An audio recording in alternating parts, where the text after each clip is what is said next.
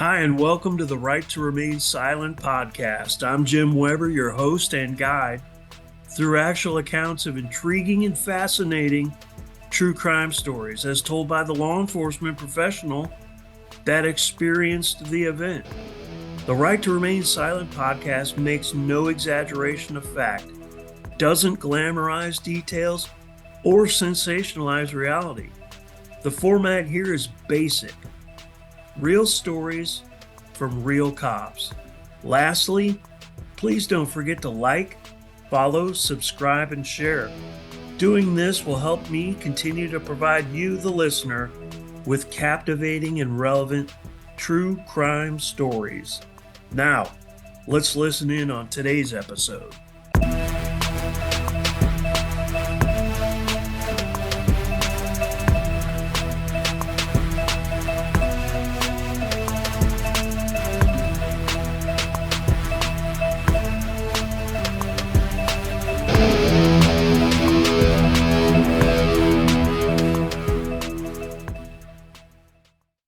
Hi, and welcome to today's episode of the Right to Remain Silent True Crime Podcast. I'm your host, Jim Weber.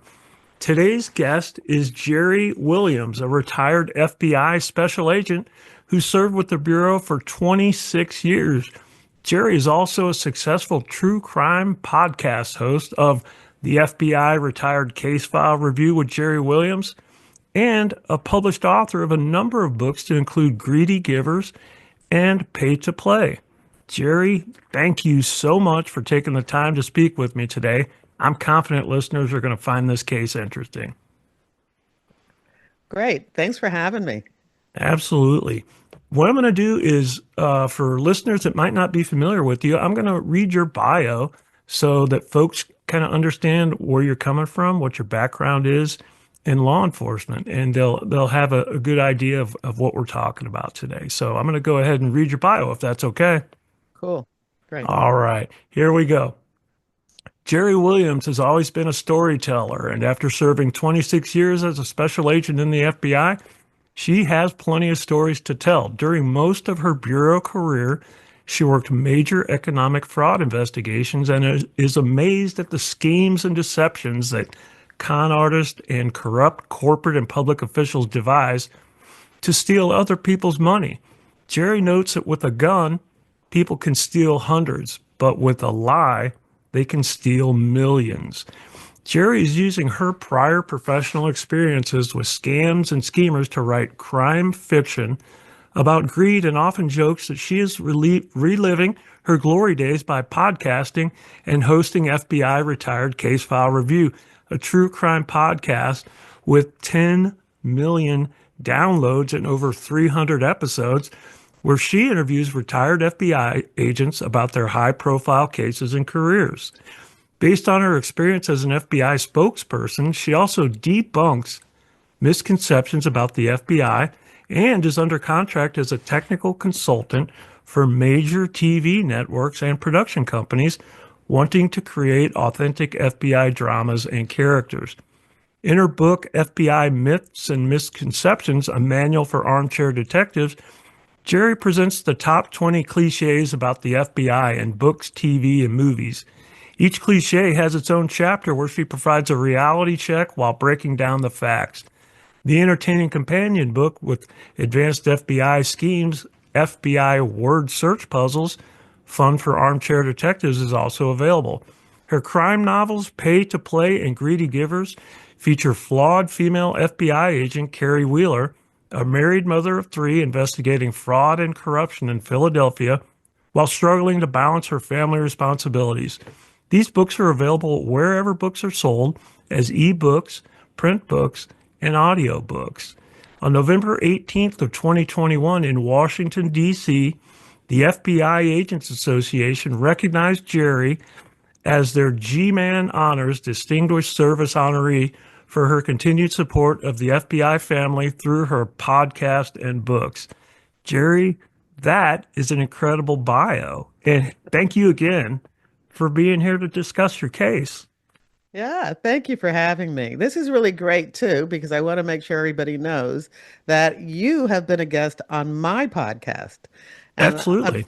Yeah, and unfortunately, not a lot. I can't say that a lot of times when I'm on other people's podcasts because I'm exclusive. I only interview retired FBI employees, but I love for them to bring along with them their law enforcement partners who have investigated the cases with them. And you came on episode 238 with Tom Blades, and the episode was about when you both went undercover as bikers in a case that involved, I'm looking it up now, that involved not only bikers, but a murder for hire.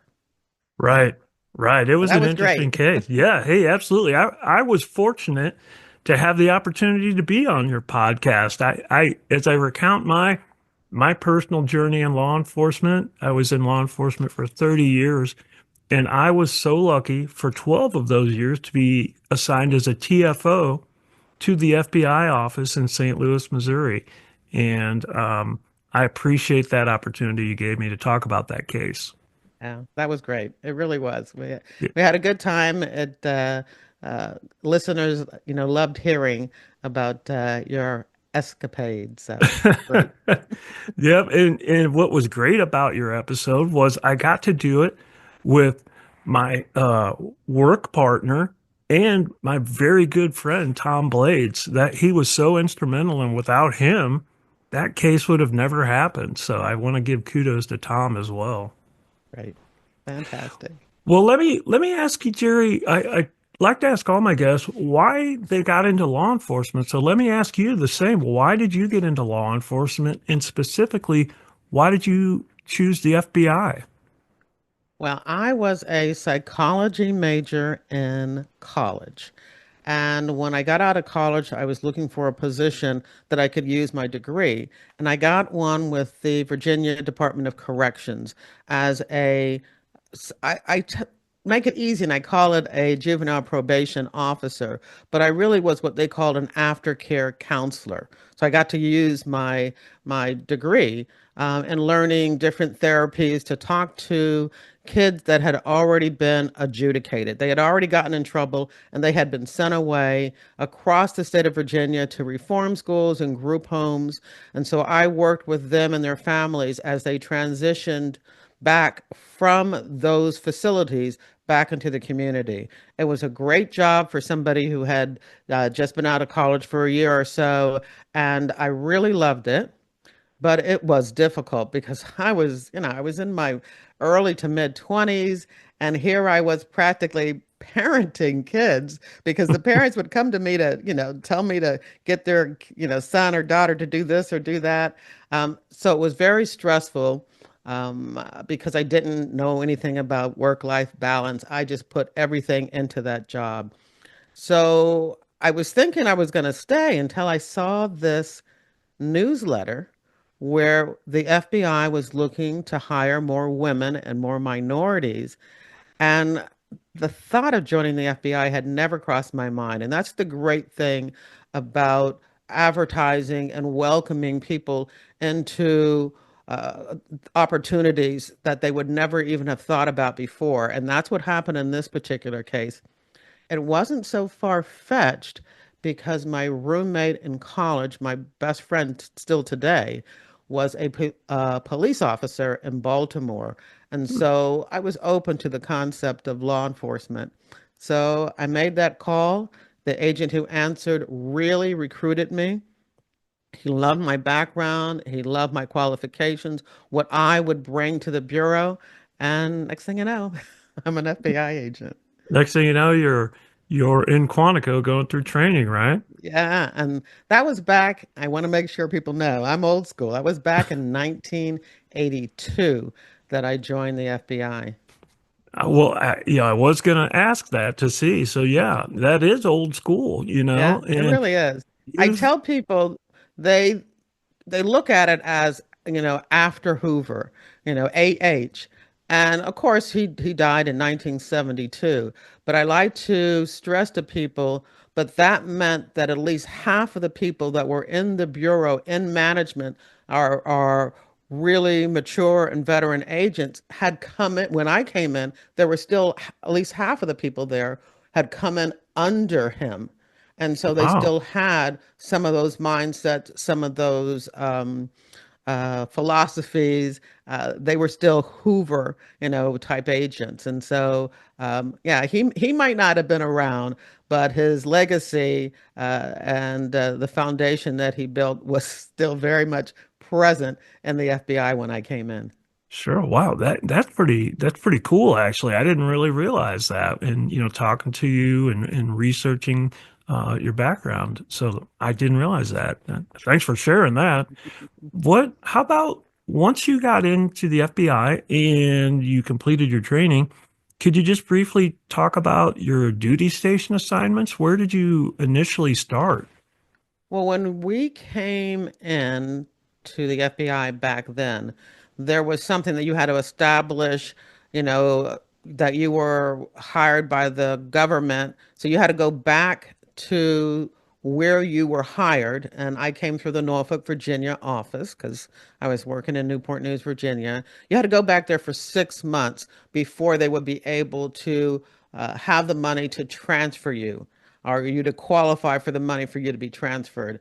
And so when I was in Norfolk, Virginia for 6 months, I get this letter, and my technically first office was Sacramento, California. You can't get much further away from Virginia than that. Wow. So Yeah. 6 months in Norfolk, then I went to Sacramento, where I was for only a year and a half.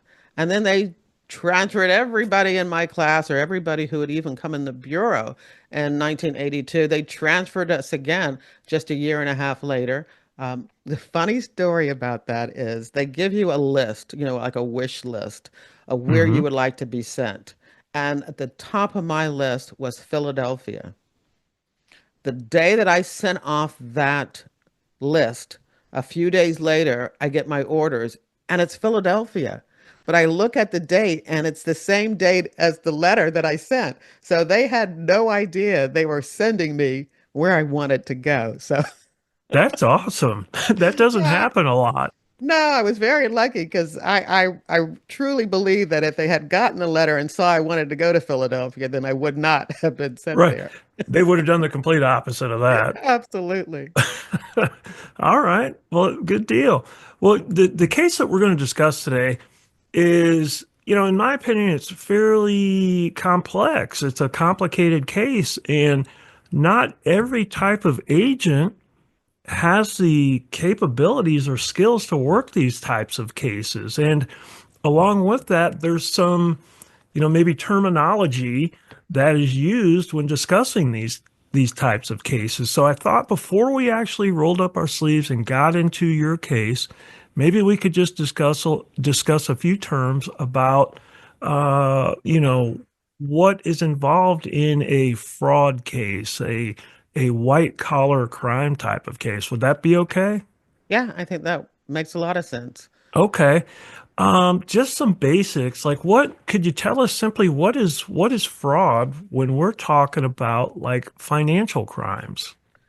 Fraud is where the bad guy or the person is able to get something of value, whether that be money or a house or a car or property, through a lie or deception. So they're telling the person something that is not true, or maybe they're hiding the truth. They're not saying everything that's involved. And that gives that person the confidence to say, oh, yeah, here, you can have this money. Oh, yeah, you can have this property. But at the end, it was all a lie. That person did not have the means or the ability or the intention to do anything that they told you in order to get that something of value from them. So that's Okay. fraud. Okay. And we're going to drill down even deeper than that in your case discussion today. And I think we're going to cover things like wire fraud and mail fraud and bank fraud. So I think those are fairly self-explanatory in the Yeah, arena of fraud. So right. wire fraud, they're wiring funds from point A to point B, right? It doesn't even have to be the wiring. It could just be using any type of electronic communication.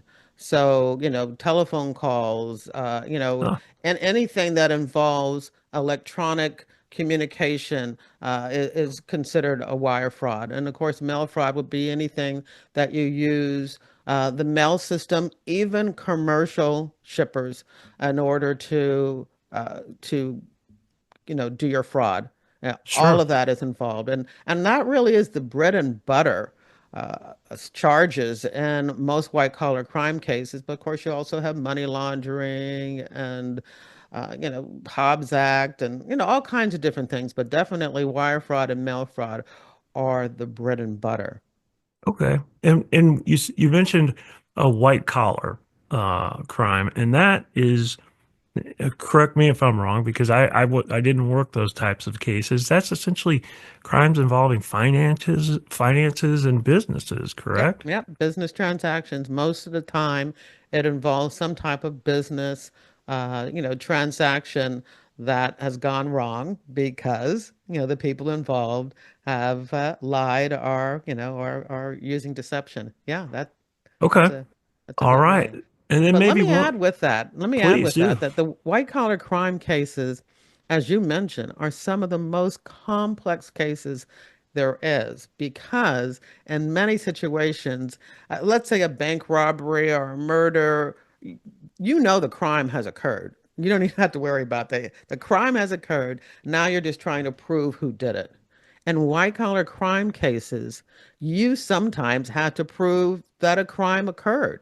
That it wasn't a business misunderstanding. It wasn't a civil case. It wasn't something, contractual, misunderstanding. You've got to prove that a lot of times first before you can now start trying to gather the information and the evidence to prove who did that crime. And so they're very complex. And I know I loved it.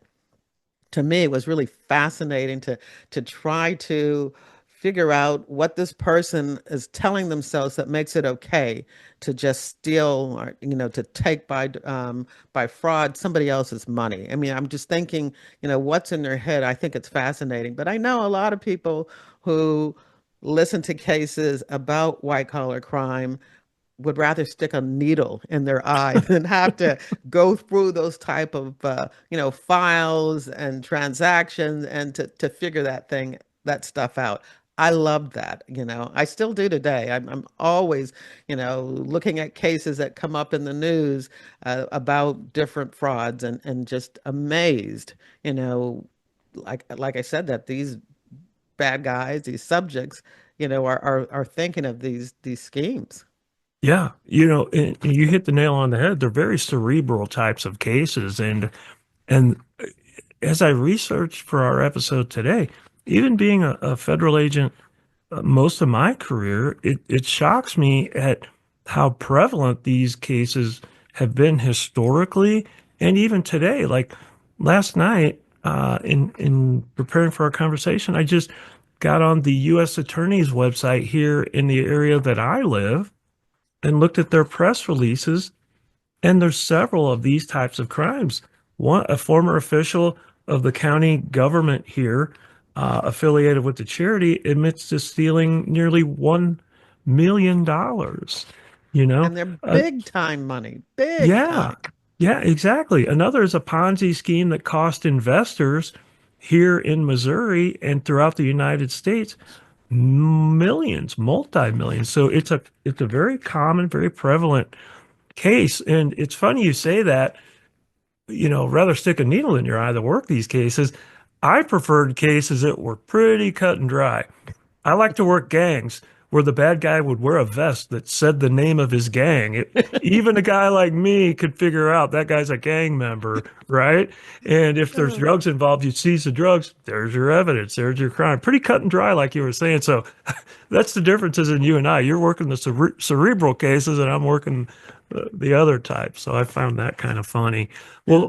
Well, thank you for sharing that. I think that's going to be pretty important as we delve into our conversation here about your case. So, having said all that, how about you just tell us about your case? What did you title your case? Who was the investigation on? And just kind of let's start walking down the road to discussing it. All right. Well, I can tell you the first I ever heard about John Bennett, who is the founder of what he called the Foundation for New Era Philanthropy, was one morning, in the FBI offices, we in Philadelphia, we would get every squad would get a copy of the newspaper, in the morning. And right there on the front page was that this foundation, this huge charity foundation, had filed for bankruptcy. And in the article, it talks about bankruptcy fraud, bankruptcy, and the SEC is mentioning, that they see some strange things in the finances that of this particular company. And I could see that there's no law enforcement agency involved. The SEC, of course, as you know, is a regulatory agency. And so, with me being a very competitive and ambitious white collar crime agent, I take that newspaper and I run into the supervisor's office and I show it to him and say, I would be very interested in looking into this. It sounds like they're insinuating that there might be criminal uh, activity involved in this. And luckily, at the same time, we were getting a call in from the United States Attorney's Office, who was also very interested in pursuing this more. And so that very morning, myself and another agent from my squad, Loretta Hart, went over to the United States Attorney's Office. We also met while we were there. Two other agents from Philadelphia has satellite offices, and there were two other agents there from the satellite office who had also heard about this meeting, and they were there too. So there's two from the Phillies, from the Economic Crime Squad in Philly, and two agents that worked white collar from this resident agency. And so we're all there kind of like looking at each other because the company, the Foundation for New Era Philanthropy, was located in Radnor, Pennsylvania. And so there was some venue for agents who worked out in that county to come in. And so we were all there. We all sat down. We looked at it. And, from the very beginning, you could tell, yeah, this is a Ponzi scheme. And basically, a Ponzi scheme is where it's an investment fraud where you get as many people to invest as possible and you're able to keep it going because you pay the initial investors off with money that you get from new investors. And so you keep that Ponzi scheme going and going and going while it has the look of a pyramid, but because the people at the top are being paid from the people at the bottom. But that base has to keep getting bigger and bigger and bigger in order for you to keep everybody a little happy as you siphon off money as it comes in. But there is absolutely no Ponzi scheme in the universe that can keep going forever because you have to keep bringing in new people to pay off the initial people or the people that you have above them, or else it's going to collapse. And basically, that's what happened and why John Bennett had to file for bankruptcy. Because at one point, as this scheme started to fall apart, he took out a loan from Prudential Financials, and when he's continued to not have the money, he wasn't making his payments, and they called it in. They did a margin call and they called in that loan, and that's when he had to file for bankruptcy because he didn't have the money to pay that loan off. And then as people started to look more and more into the finances, they could see that basically money coming in went right back out. Hmm. Okay. All right. So it always amazes me that folks wor continue on in this type of scheme because, like you said, at some point it's going to implode. It's going to cease working, and But it look just at boggles my Madoff. mind. You're Madoff right. went, how long was it? Oh, It was several like years. 20, 40. No, it was Yeah. like, yeah, it was I wish I could remember whether it was 20 years or 40 years, but his went on for a long, long time before it, just like all of them, finally collapsed. Right. And that's a great, I'm glad you brought Bernie Madoff up because that's a good comparison or analogy for listeners today of what we're talking about, that type of criminal behavior and those types of activities. I'm interested, just going back a little bit, when you met at the U.S. Attorney's Office and the other two agents were there from the other office, did you guys eventually? I know you and I both know sometimes there's competition, sometimes, whatever. Did you guys eventually marry up and work this collectively, or was it, Yes. It ended separate? up, yeah, it ended up be that myself and Loretta Hart, where we were in the Philadelphia Economic Crime Squad, and Brian Cosgriff from the RA ended up all three working on this case together. And we divided up the responsibilities. Brian was a CPA, a certified public accountant. And so he took a lot of that really detailed financial analysis work. He took a lot of that. I was responsible for the victims, which, as you can imagine, were Hmm. hundreds of victims all over the world. And so I was in charge. My responsibility was managing all of those victims and also looking at the early fraud, the initial uh, predication of that case, which was I found very fascinating when I found that golden nugget of how this thing started. And then Loretta Hart was involved in the donors, speaking to the initial donors and the philanthropists that were involved in the case. So Yeah. it really was a great way. The case was big enough for us to all have major roles playing in that particular case. Right. Right. And you One said, agent did not get to participate, but do- I always laugh about that. This is really, well, it says a lot about me because I had heard that the comment was made that that myself and Loretta could continue with the case because we could carry their briefcases for them, and so it's like, oh wow, there you go. There's yeah, that competition or whatever you want to call it. Yep. yeah, And you said, you mentioned victims, and, I don't know if everybody realizes victims can, not only an individual, a person, it could be an organization, right? A business, right. something along those lines. Like, I think in your case, what was it called? The orchestra, Oh uh, yeah, Juvenile they had Diabetes Foundation, many the United organizations. Way. Yeah. Let, Yeah. let me explain to everybody what the scheme is because I think that would be helpful when Sure. they can Absolutely. understand victims. All right, so this was an mostly affinity fraud, meaning that most of the people had something in common, and the what they had in common was charity. So this was at the time, and it still may be today, the biggest charity fraud in the country. And so basically, Bennett had been a person doing good work. And I mean, he was a legitimate person that taught nonprofits how to raise funds.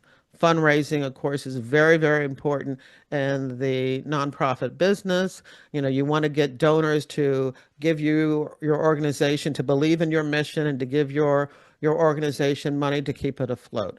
And so he was about teaching those people. It started out as a drug counselor and then, turned into this fundraiser teaching nonprofits how to raise funds and also how to use the funds that they get wisely, how to use that money. And so that's who he was. That's what he did. He already was very much known in the Christian community, helping nonprofits, a lot of them schools, Christian schools, raise money. So he was well known. He was doing good work. But he also had little side businesses that were not as healthy. And he's got into some financial trouble and had overdrawn a number of his bank accounts. And when he was doing the float, I don't even know if it's possible to float now, but a float is where you would write checks and you would deposit them and withdraw money and write new checks and draw money and quickly so that you could take advantage of getting money for checks where there were insufficient funds before the bank would realize that the check that you just deposited is worthless. And so he was Sure. kind of playing that game and he got caught. And so now he needed to make the bank whole. And so this is how the Ponzi scheme started. He knew that he had people that believed in him and that were giving him money to give to different charities. He had that ability to say to a person that, was wealthy, I really like this school over here and would you be willing to donate money to them? So he did that, but what he said was that he had been approached by a person, a very wealthy person that wanted to match their funds. And, matching, it sounds kind of ridiculous, but then you think about it, there's many businesses and organizations that match funds for their employees. They have a Hmm. list of charities, and if you give to one of those charities, they'll match it. And so he used that concept to these people that he approached and said, at the time it was like $2,500. If you give me $2,500, I have a philanthropist who wishes to remain anonymous and an anonymous donor who, if you give it to me and we hold on to it for a certain period of time so that uh, we can make sure that this is going to be used for special projects and not just to keep the charity afloat, then he will match your donation and then we'll give that to the company. And so all these people, it was only four or five, I shouldn't say all these people, it was just four or five people he did this to, gave him the money, he cleared up his bank account, and then by the time he needed to pay them off, he had gotten more money from other people. And so that's really how it began. And so I like to stress to people that it almost and many, many Ponzi schemes, they start off from a legitimate business that is having financial troubles. And instead of the business owner admitting that, they do whatever they can to keep their business afloat. And that is exactly what happened. I'm sure he was thinking at some point he'd find a way, his businesses would start going better. He'd bring in some legitimate money and he could pay everybody off, and that would be the end of it. But Hmm. what happened is that those people that he got to do this anonymous donor thing told other people about it, and they wanted to get involved. And instead of saying, "Oh, nope, it was a one-time deal," he did it, Mm. and it just grew and grew, and word of mouth grew and grew, and there really, as you can guess, there really wasn't an anonymous donor. And so he is paying back new investors that are coming into the scheme, or he's paying back the people that he initially got Sure, into the those scheme, original ones. Yep. right, by getting new investors in and asking for more and more money so he can pay everybody off. And the time limit, maybe initially it was, I'm going to hold your money for 30 days, then it became 6 months, then it became a year. It started off at $2,500, then it became 10, yeah, then it became 10,000, then it became 50,000, then it became 500,000, then it became 1 million. Wow. Wow. Yes. You've answered every question I had here. My initial question was what attracted these individuals to, investing their money with this guy. So you answered that.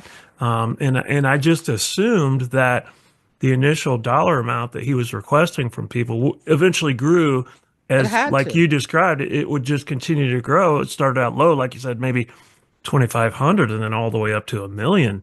So it sounds like it just organically started and then just uncontrollably grew. Exactly. And that's why it also grew from individual donors, just wealthy people, into institutions when they were allowed to invest their own money. So Hmm. you would have something like, the United Way or the, Philadelphia Art Museum or one of the many colleges. I think I had a list here. Let me see it right here in front of me of some of the places. Let me see if I can find it. Sure. Um, let's see. I thought I had it here, but I can't find it right now. But, just some huge, huge organizations throughout Philadelphia that, were contributing because now they could give him their money and it would get matched a year later. And so, because that's the only way he could get it to a million, I mean, an individual donor, but because he needed to get more money, then he had to open it up to organizations that were able to give him bigger checks. And so that's why it went from individuals to institutions and organizations. I mean, at the end, like I said, there's no Ponzi scheme that is going to be able to go on forever because you have to keep increasing either the number of people or the amount of money or the time period that you are going to hold it. And one of the things that he said was that the reason he had to hold it again was to really prove, especially when it came to organizations, that you weren't just taking money out of your operating funds to get matched, that this is special money that you had a special project for. That's the only thing that the donor wanted to donate to. And so to prove it, you have to be able to show that you don't need it right now. This is special funding. And so that's that was his way of telling people or explaining what he was doing. But the other thing he said, that's how the foundation made their money, that holding this amount of money in a quasi escrow account allowed them to generate funding through the interest earned from that, money sitting there, which is Okay. one of the reasons right away that people knew that this was probably a fraud because when they looked at it, that money did not sit there. The money came in and then the money came out. And so that was a Okay. huge indication from the very beginning that this was a fraud. Wow. It again, it kept growing and kept getting more complex. One of the questions I had about this individual investigation or the scheme that Bennett was involved in was I'm assuming these people are investing their money, and at some point, to keep this thing going, like you said, he's returning some money to these investors, and it's this circle. Well, I would then assume that these people that are getting a return, perhaps they're using it for something. Like maybe there's a school or a church organization or something that they take a mission trip out of the country or they build a wing on their school or church. What happens in those scenarios at the conclusion of an investigation where unknowingly these individuals took this money that was obtained technically illegally, but they didn't know it and they had no criminal intent? What happens in those type of scenarios? Does that question make sense? Oh, absolutely. And there is a term that is used and it's called clawback. And when there is a fraud and you have some people who were at the top and were able to take advantage of that fraud, not intentionally, they didn't know it was a fraud, but they've Right. made money from this fraudulent investment. And then you have people at the end who are just out of money. The court system comes in and says, that's not fair. The people who made money cannot take advantage of this fraudulent scheme. They didn't deserve that. They have to give it back. It's clawed back from them. What you can imagine, how how impossible that sounds because these organizations have already spent the money, but they have to find a way to get that money back somehow. I mean, you can't get the money back by tearing down the wing of the It's, building, but you have to that's find exactly some right. way of getting that money back to give it to the court so the court can then give it to the people who were out of, who were on the other end. Hmm.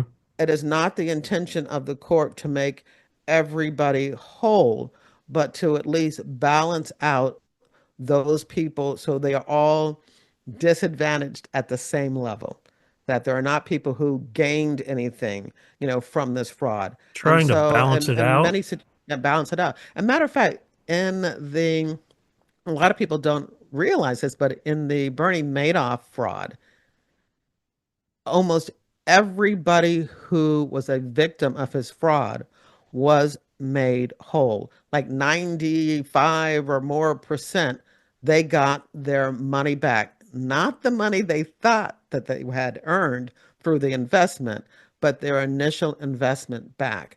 Because by selling properties that he had, by um, taking money from banking accounts that he might have had, and then clawing back money from people who had won, or who were on the winning Sure. side of this.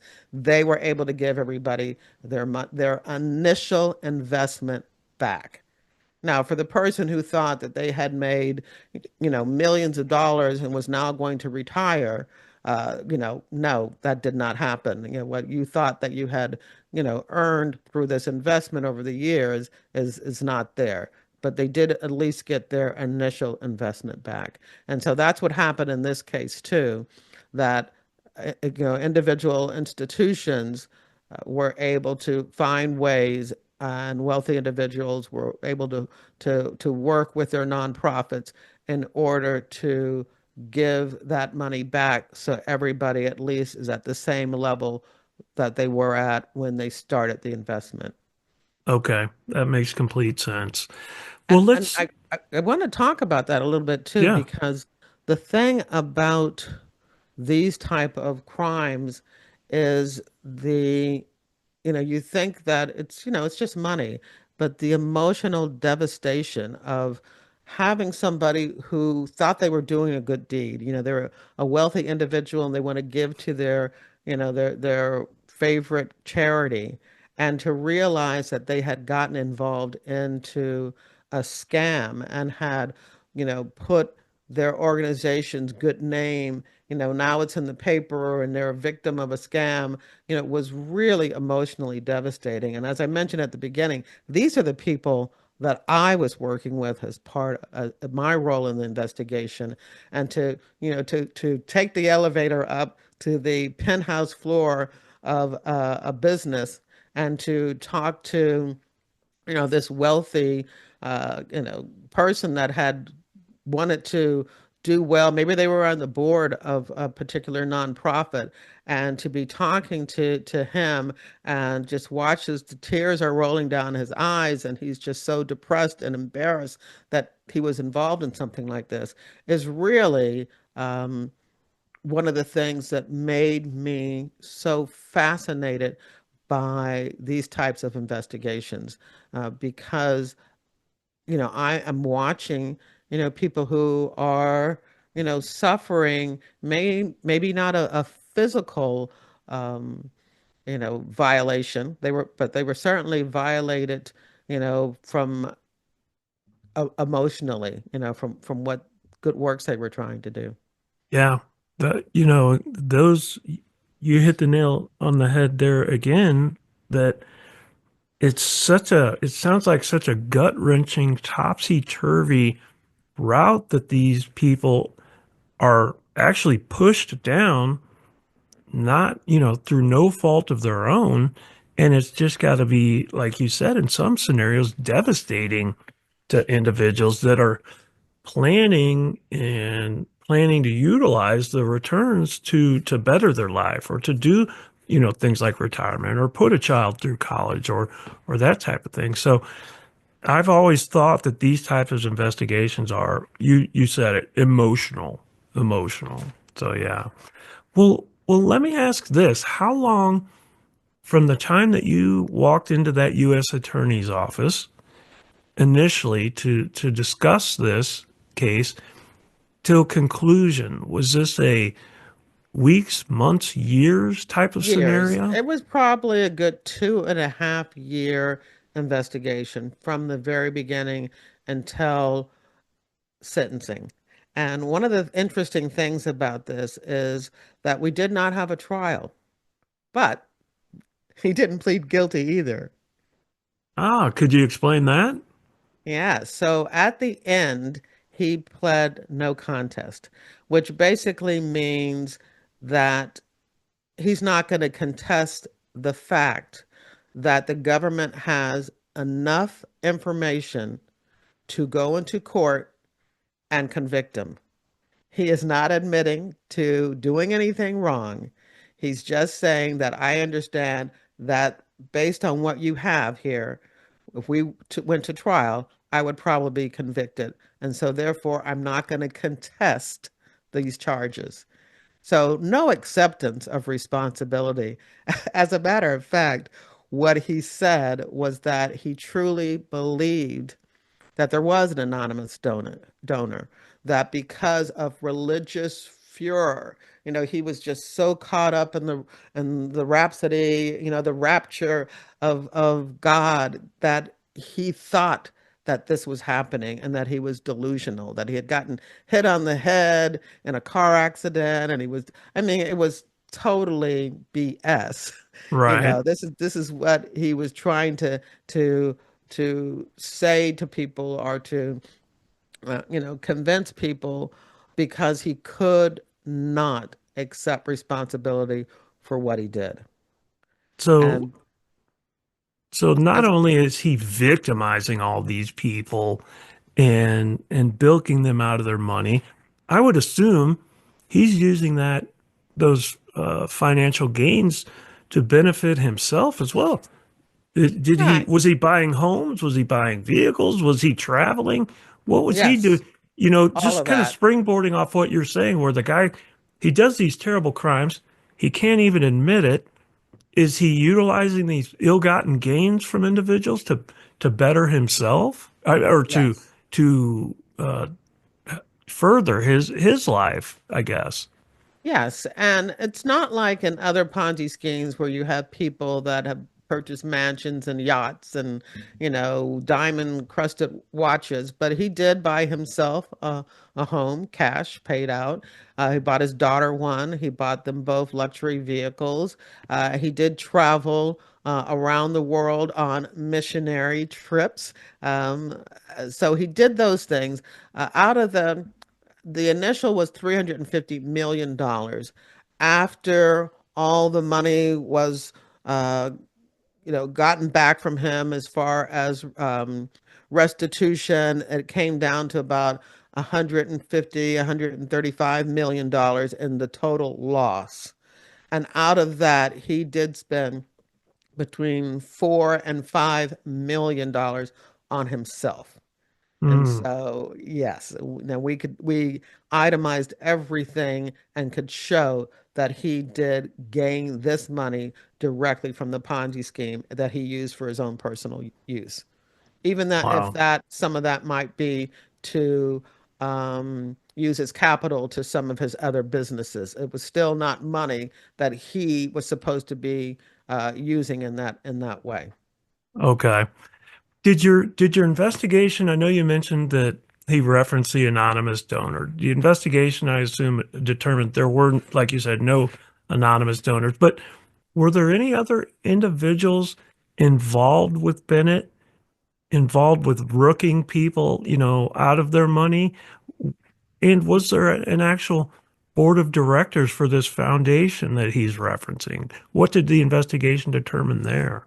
Okay. Well, it did determine that there were no anonymous donors, anonymous philanthropists, but he made up a list of people that he would kind of not show people, but mention to kind of give them the thought that maybe they knew who the anonymous donors were. He also made up a board of trustees. Some people were actually on it, some people weren't. But there were an accountant did get some time. I don't remember what he got, but that accountant pled guilty because he was in the position to know this is not right. I mean, he was the one filing the tax returns and could see that there was no interest money being earned on this quasi escrow account, which really didn't exist. So an accountant was also charged. There were individuals who were got finder fees for at the end when Bennett was desperate. You know, he did pay other organizations or head of organizations and other philanthropists that had maybe given money to go out and find him more people because he was Ah, desperate. And he did pay them finders fees, but they were not charged because they truly believed that, that it was real. But he did have a lot of people helping him facilitate this fraud, unknowingly. But the accountant and Bennett were the only ones that were officially charged and okay. made to pay guilty. And we talked about he pled no contest to the charges. I think I read that there were 82 counts in his indictment Oh or yeah, something substantial like that. I actually have a copy of the still have a copy of Oh, the great. Wow. Wow. yeah. That So that's it's substantial. good reading. This episode of the Right to Remain Silent podcast is brought to you by Streetwise 360 Law Enforcement Consulting, your go-to resource for expert law enforcement training. Whether it's conducting successful criminal investigations, performing undercover work, mastering interviews, conducting surveillance, utilizing confidential informants, or case strategy, Streetwise 360 gives officers the real world skills they need for success. Learn more at streetwise 360.com because knowledge is power in the field. Now back to the show. The fifth charge, there's no additional time that a person could get because, it's they've already gotten, 300 years, Right. and throw in and putting all the rest of the charges, they're going to be long past dead, they're not going to serve that time. But That it's makes it's sense. it's it's a nice way to really we've already done the work. So if you can take the time to package it all in an indictment, then it's all there. And then, the negotiations between the federal prosecutors and the defense attorneys start, and they start negotiating exactly what the person is going to, plead to, or in this Sure. case, no contest. Right. But And I think that didn't the sentencing guideline range, he could get up to was he looking at up to 27 years Yeah, or we were asking for 20, I think it was 28 years, the prosecutive team, which of course, the agents are part of that team. Um, we're asking for about 28. That's what his exposure was. And okay. at the end, he got 12. And again, this is just my opinion. 12 years, that's a substantial sentence for an individual for these types of crimes. I mean, I think, but like I said in the beginning, I primarily didn't work these types of investigations. Is that fair to say that 12 years is a decent sentence Yeah, for him? it I mean, of really course, we is. would want more as the agent doing all the footwork and Right. putting the blood, sweat, and tears into it. But I think 12 years is good. I wouldn't want to do 12 years. Oh no, not at all. But I do think that sometimes when you look at white collar crimes, that their impact on victims is more significant than other crimes where the sentencings are much higher. Okay. Yep. That So makes sense. yeah, 12 years is substantial for a white collar criminal, but you know, you know what? The basic thing, and I think most investigators agree with this, that's not our call. That's Right. not our Absolutely. role. It's our job That, to, like they say, just the facts, find the yeah, information. We're the finder of facts. We present that, and then it goes to the next level to right. address. So, And I yeah, I do would think agree with that's you. something, and I don't ever talk, I try not to talk about politics and stuff. Sure. And we can talk about why. But that's why when you hear a lot of things in the news about, who did what, people just, the logic is, wait a minute, investigators, whether it's the FBI or a police department or another federal agency, we just gather the information. The next step of who's going to be charged and what they're going to be charged with, and then the next step of who's going to be actually convicted and what they're going to be sentenced with is not in the powers or responsibility of the investigating agency. And that, I mean, we'd like to sometimes Right. have an input, but Definitely. that is not who we are or what we do. Yeah, that's a great point because not everybody realizes that. And I'm glad you mentioned that. I'm curious, like, what your opinion is. I know you said you majored in psychology, right? And that's of great Yep. interest to you. Do you have any insight into what typically drives an individual like Bennett to commit this type of crime? I mean, common sense would say it's a financial incentive for sure, but is there anything, like, in your opinion, deeper at play here with individuals like Bennett? Is it like a need for control or like some sort of power trip? Any opinion there? Well, first of all, I would say that when I first started doing this work, I just thought it was greed, just pure, unadulterated greed. They just want money.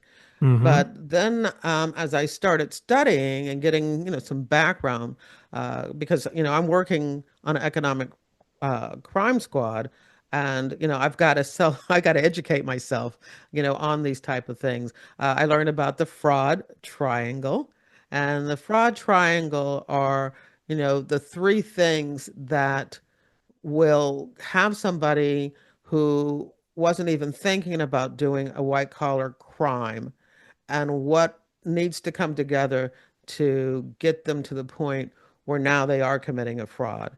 And the first one, of course, is just opportunity. So Mm-hmm. his in Bennett's case, he had this opportunity of people trusting him and believing in him and knowing that he was about getting funds and that he was in contact with donors.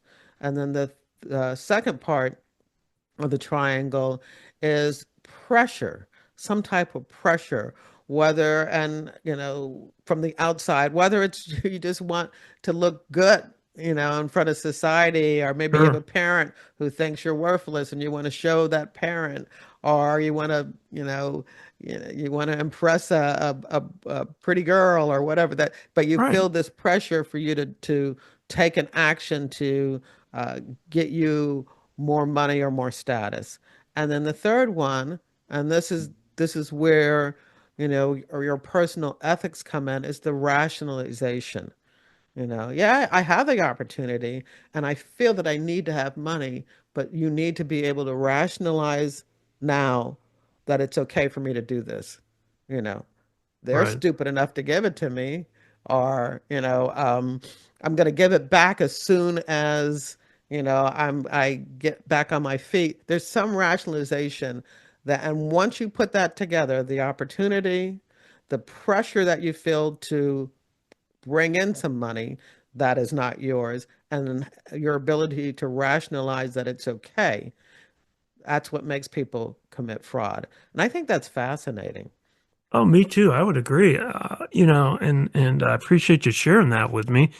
And I'm sure you had multiple experiences throughout your career dealing with individuals like Bennett and that type of behavior. So, Yeah. um, And even in his case, because it's relative about whether or not he made a lot of money, but in the scheme of things, in Ponzi schemes, he didn't make a lot of money. And so you're wondering, was it, what was it? It couldn't just be greed. And I think in his case, it was ego and power. Hmm. And a lot of times, once you just think about the pressure, you got a Ponzi scheme going on. You feel this pressure of having to get new people to invest, and, in order to keep it going. Wouldn't you get depressed? Wouldn't you be? And then how can you relieve that depression? By getting more people to give you more money. So now you're that pressure of this person wants their money, their money's due. So it's a lot of, based on greed, based on power, based on ego. And what I was starting to learn is that whole depression thing, of Ah. trying to make you feel better. It could be imposter, uh, syndrome where, you want to be the same status, you want to be like everyone else. And so you do this bad thing. It really has a lot of layers to why people commit fraud. Greed, again, is still a primary one, but there's so many other very fascinating stuff behind that. Hmm. It sounds like it. And I just realized this just now listening to you, and I didn't even think about it before we started today, is, not only are the victims going through all these emotions and ups and downs, so is the perpetrator as well. I really don't care about the perpetrator because they're committing these crimes, but the point is that they're going through all these various emotions as well. That's a great point. Yeah, and Absolutely. the reason that it's also pretty interesting is that you can use that if you have an opportunity to interview them, during the course of your investigation. So if you're coming in thinking, this is just a greedy, guy here, but if you're coming in thinking this person did this because they felt shame or they felt hurt or they felt powerless, if you can kind of use that, and I'm sure you've had some wonderful episodes where we talked about interviewing skills and, Hmm. rapport building and empathy with your subject. And so it's good to have that in your back pocket as you might be interviewing these people, in order to help you get them to feel better about talking to you and admitting to their wrongdoing. Right. And I'm assuming you sat down at the conclusion of this. Well, let me back up. I don't think I asked this. Did you actually put handcuffs on him at the conclusion? Did not. All right. That would Did have been not. satisfying. And I'm pretty sure that Brian Cosgrove did not too. I am sure that this, especially since he pled no contest, I'm sure this is one of those situations, and you can feel some kind of ways about it, where the attorney they self-surrendered. He was Oh yeah. invited to turn Come in himself and in, and then was did all the processing. I and this will surprise some people, but I think it's true in many white collar crime cases. I never met Bennett other than in court, and our sentencing lasted a week. It oh was a my. Oh yes, because he had lots of people who were, there on his behalf. We wanted to explain the scenario, wanted to get it on record. And I did testify at the sentencing, about yeah, the victims and what I'd learned.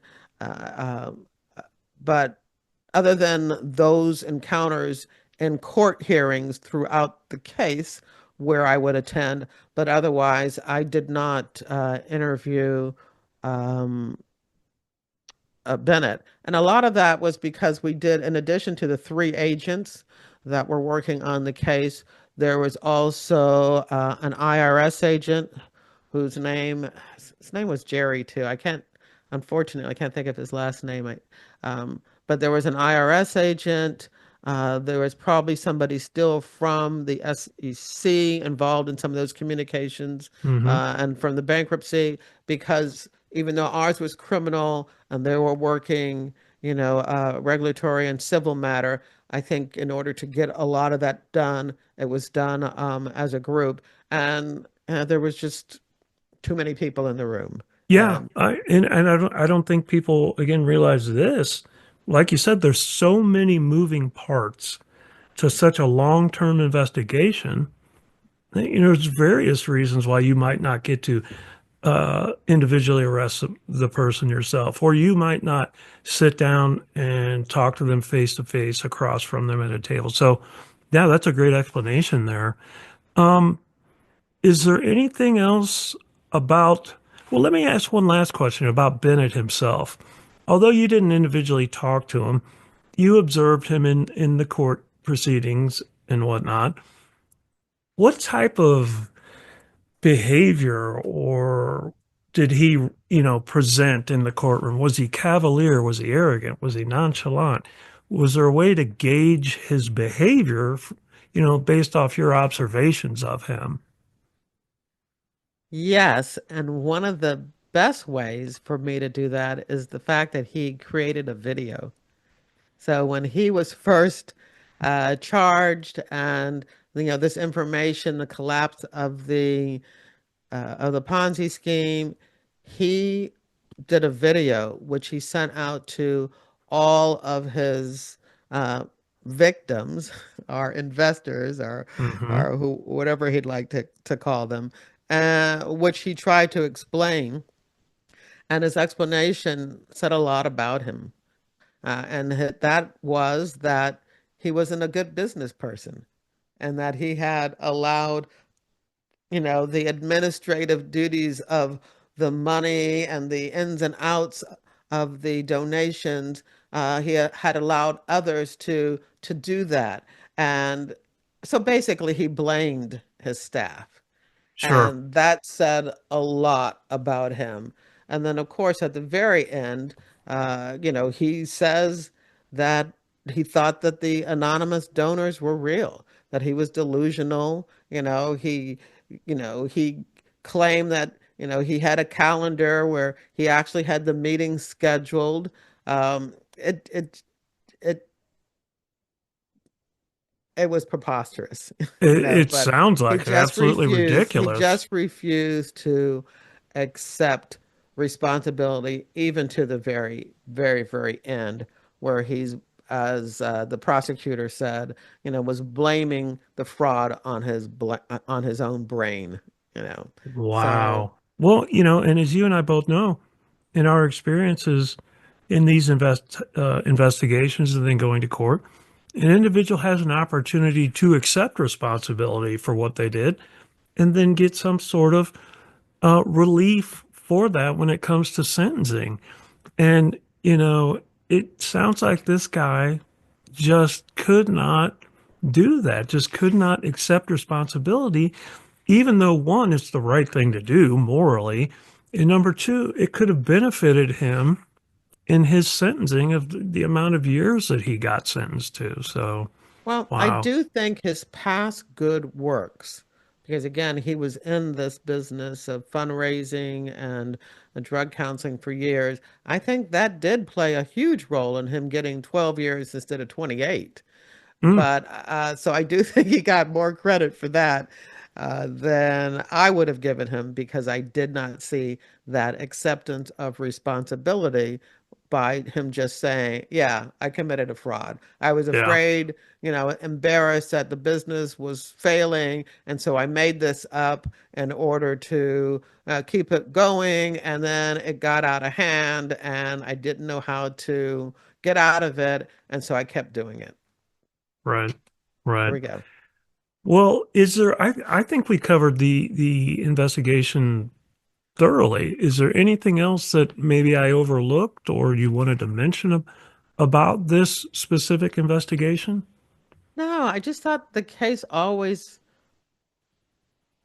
meant a lot to me because of all the moving parts, and just speaking to so many people from around the country that had been victims. The case, I'm very proud to say, there's nothing better to validate your investigation than have American Greed call and ask you to do that CNBC show. So, we were all on, the prosecutor and Brian Cosgrove and myself were on American Greed doing the show. It was a long time ago. I think it was the first season of the show that's been Well, around for years and years and years. So we were on that show, and then the case was just still so fascinating to me that my second crime novel, Greedy Givers, I think I might have just mentioned that, but Greedy Givers mhm. was my fictionalized version of this case because I was still so curious as to how this Christian man, you know, slipped into this world of fraud and deception.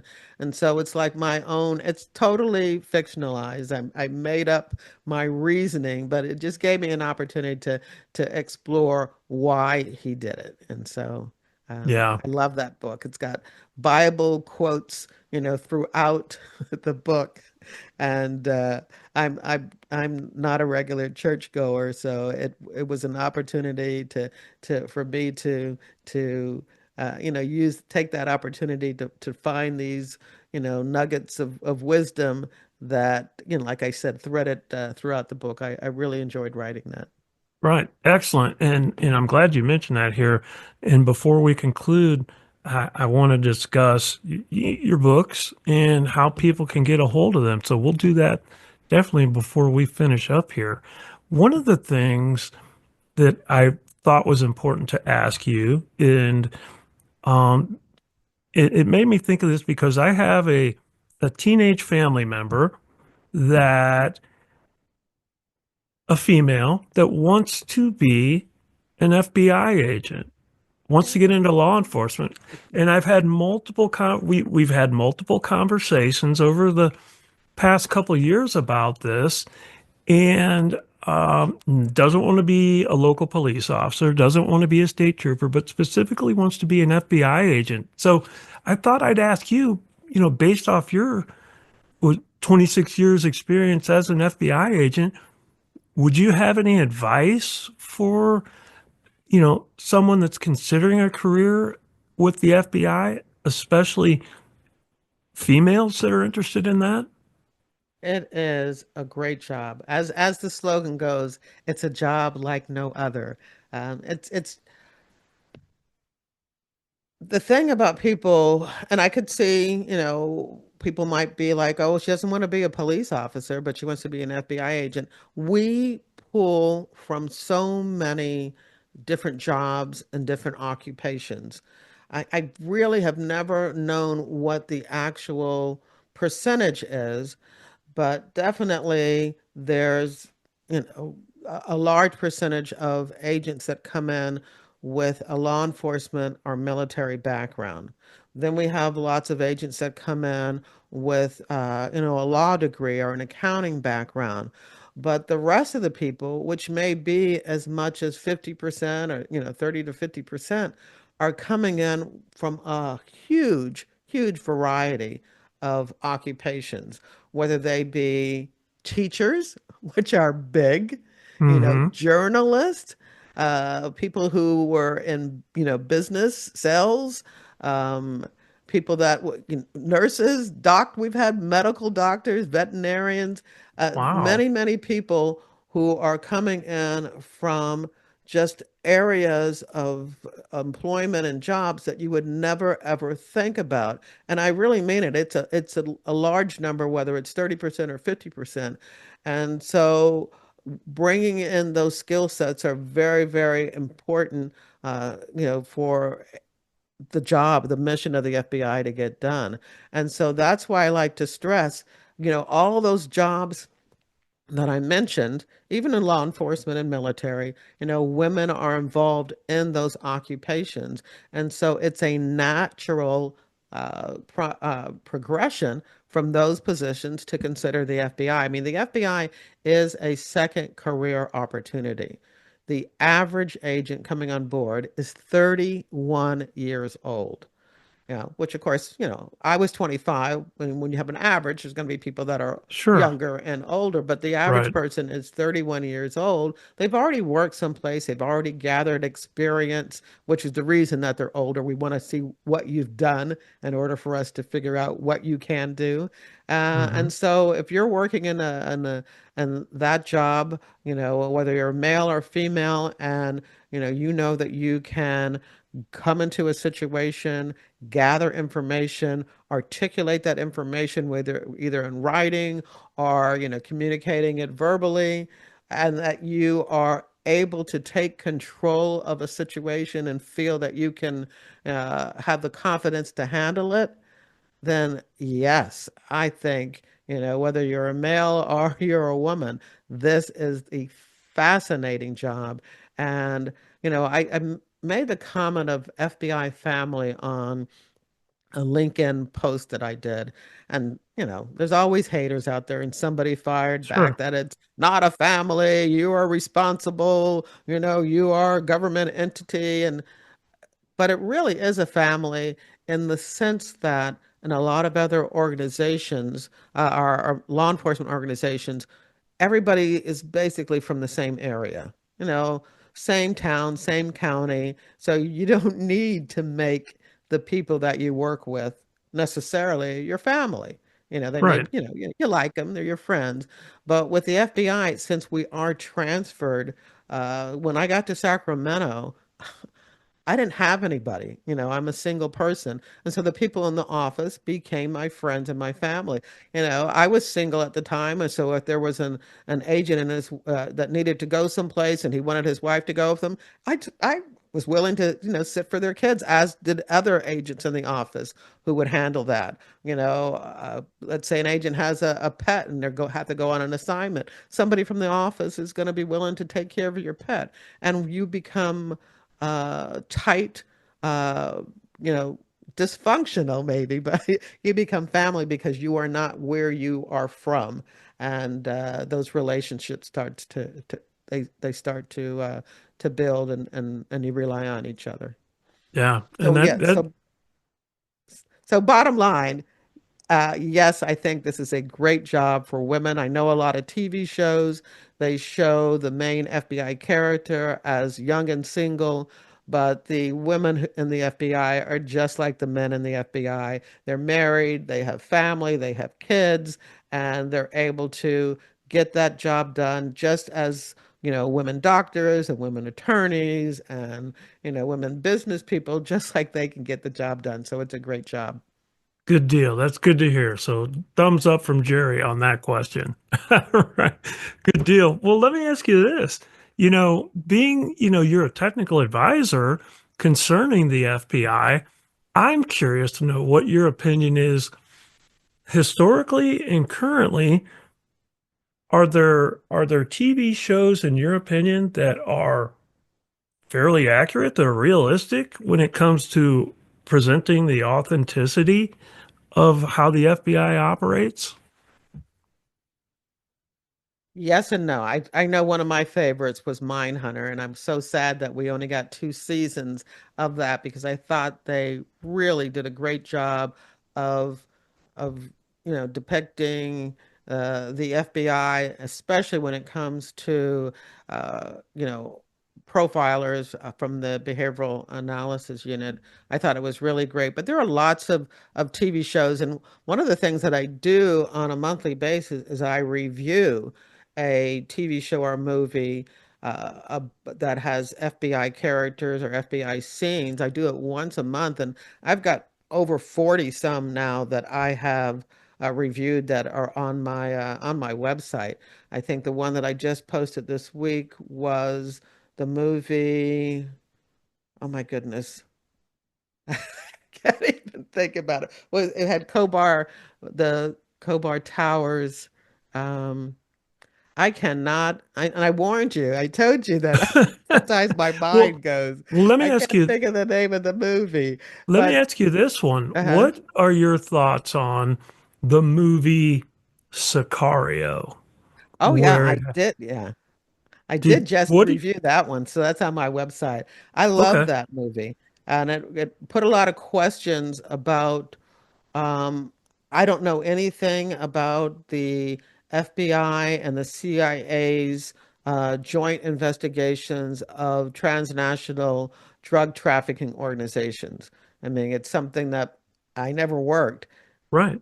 Yeah, yeah, me neither. But myself, I love movies, and I saw that more than once, and I thought that is a good movie covering an interesting topic, and I thought it portrayed the Bureau fairly well, fairly accurately, and I was curious what your thoughts were on that specific movie. So, okay. Right. And Well, there's two ways I look at movies. Okay. When I first started reviewing movies, which is what my book, FBI Myths and Misconceptions, is all about, I talk about those. Be One thing I know is that most people, what they know about the FBI, they get from books, TV, and movies. And so, exactly. and creating my 20 cliches about the FBI, I was looking at books and TV and movie shows, and so I was looking at what they get right, what they get wrong. I have changed my wording now, and what I do is I look at those TV shows and movies for teachable moments about FBI policy, procedures, and programs, because I was didn't want to get people thinking that I was saying the movie was right or wrong because they got some of those things, twisted a little bit. But I Hmm. just thought, well, I could still really enjoy a movie, like Sicario, even if I think some of the stuff might be exaggerated, because it's a good movie, and a good movie is one that entertains you. Um, Right. so then I just start looking for teachable moments from that.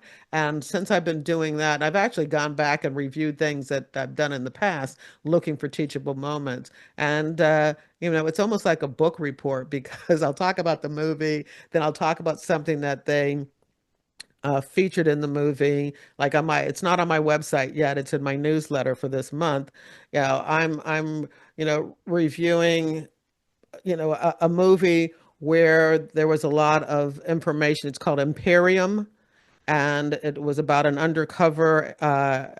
agent going undercover in a white supremacist group. And then I talk about, the undercover policy, the training. I bring up different episodes that I may have done where somebody infiltrated domestic terrorism, radical ideology, group like that. And so I'm really using movies and TV shows to further my mission of showing Sure. people who the FBI is and what the FBI does. And I It love can't, it.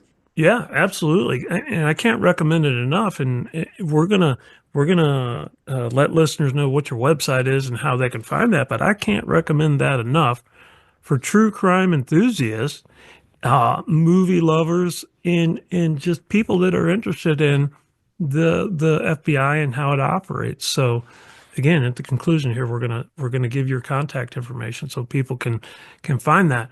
Well, tell me other, other than a 26-year career in the Other than FBI that, and working as a technical advisor. Tell us what you're doing now, Jerry. What else do you have going on? We've mentioned your podcast.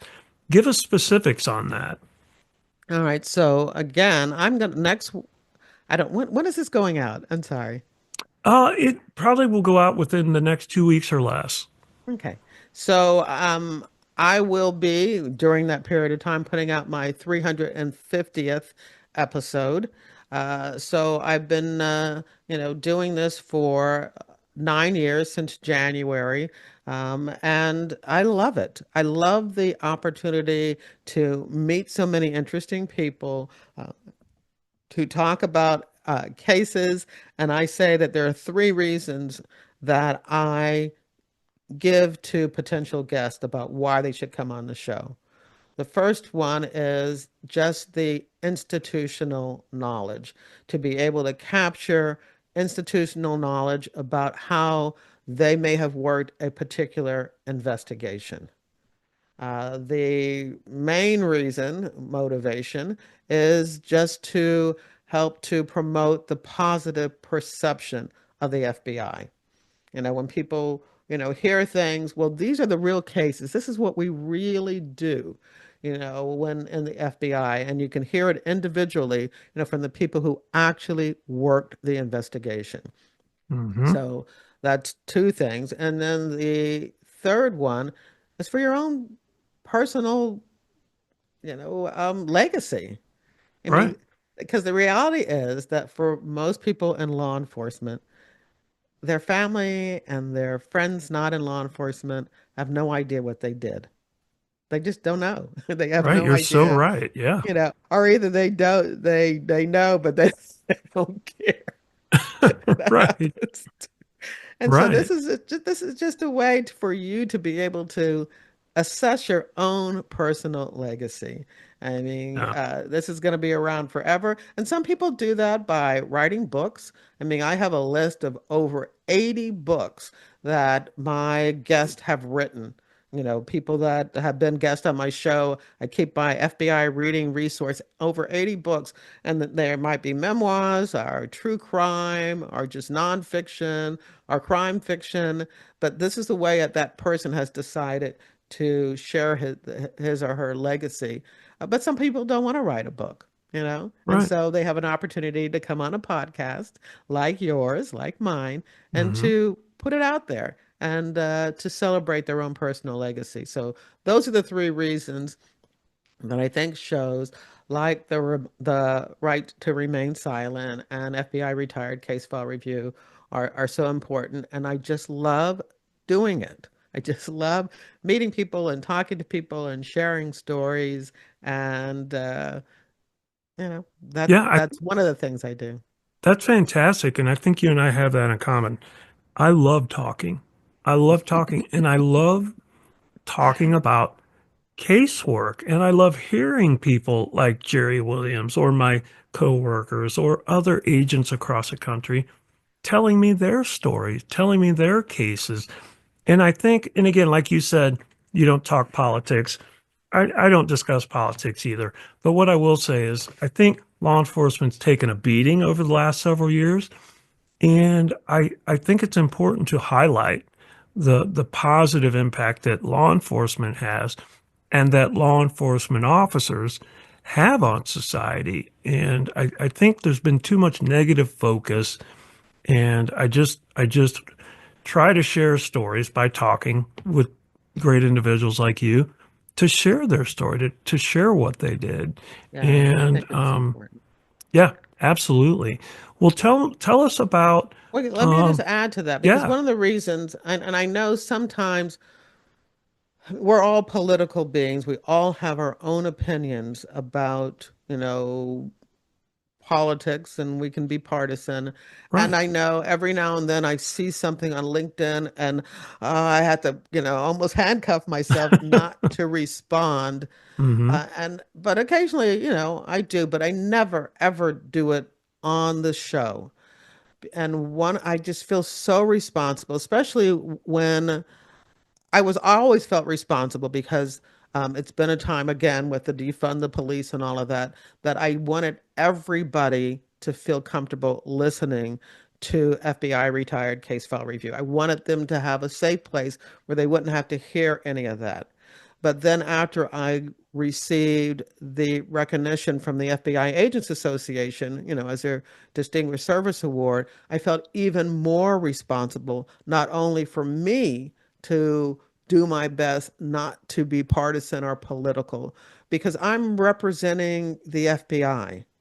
I Right. am now, an influencer, Right. You for the are. FBI. I have an FBI brand. And so I have to be responsible, even to the point of, you know, not inviting people that I think are highly political on both sides. Hmm. I mean, I really need to stress that. I have heard people who are, they say they announce themselves as a retired FBI agent, and then they start talking, in a derogatory manner about this administration. whether I agree with them or not. It does not have a place on my platform. It doesn't have a place in my brand. And the opposite, if you're extremely have said negative words or negative thoughts about the FBI, and then I need to make sure it's a safe place and that is not even voiced on the podcast, but I'm not even associated with that because my brand is pro law enforcement. And so I really do my best to try to keep it that way. I wholeheartedly commend you on that. Again, in today's world, sometimes it's tough to do that, but that's the right path to travel. So good job there and keep that up. Um, we've mentioned your books a couple times. Tell us about your books. I think you have, is it four or Yeah, it is it is. And the five? funny thing is, when people want to, how did you get started with this? Well, it was Hmm. all about the books. It was never about the podcast. So I had a literary agent.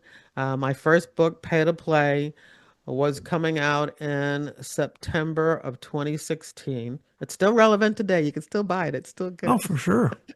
Yeah. But the literary agent said, look, you need to, you know, work with any potential publishers, no matter, how this thing gets published in building your platform so that you can find people that might be interested in reading your book. And it was like, well, what do I do? At the time, a lot of people were blogging, but a few people were doing I mean, not few, more than a few people. They weren't popular, but more than a people were doing podcasts. It was still at a Hmm. time where you had to, 9 years ago, tell people or define what a podcast was. I remember that. And so, yeah, Right. there were a lot of them out there, but it wasn't widespread like everybody has a podcast now. Um, Exactly. so I decided to do podcasts because my last 4.5 years, 5 years, 4.5 years of my FBI career, I was the spokesperson for the FBI in Philadelphia. And so I was interacting with the media and also anybody calling in, whether it be a producer, TV show, or author who wanted questions about the FBI. It was my job as the media rep, the spokesperson, to handle that. So I was used to being, on the Yeah. front of the mic, behind the mic, whatever, or being on TV. And so I had that confidence in doing that.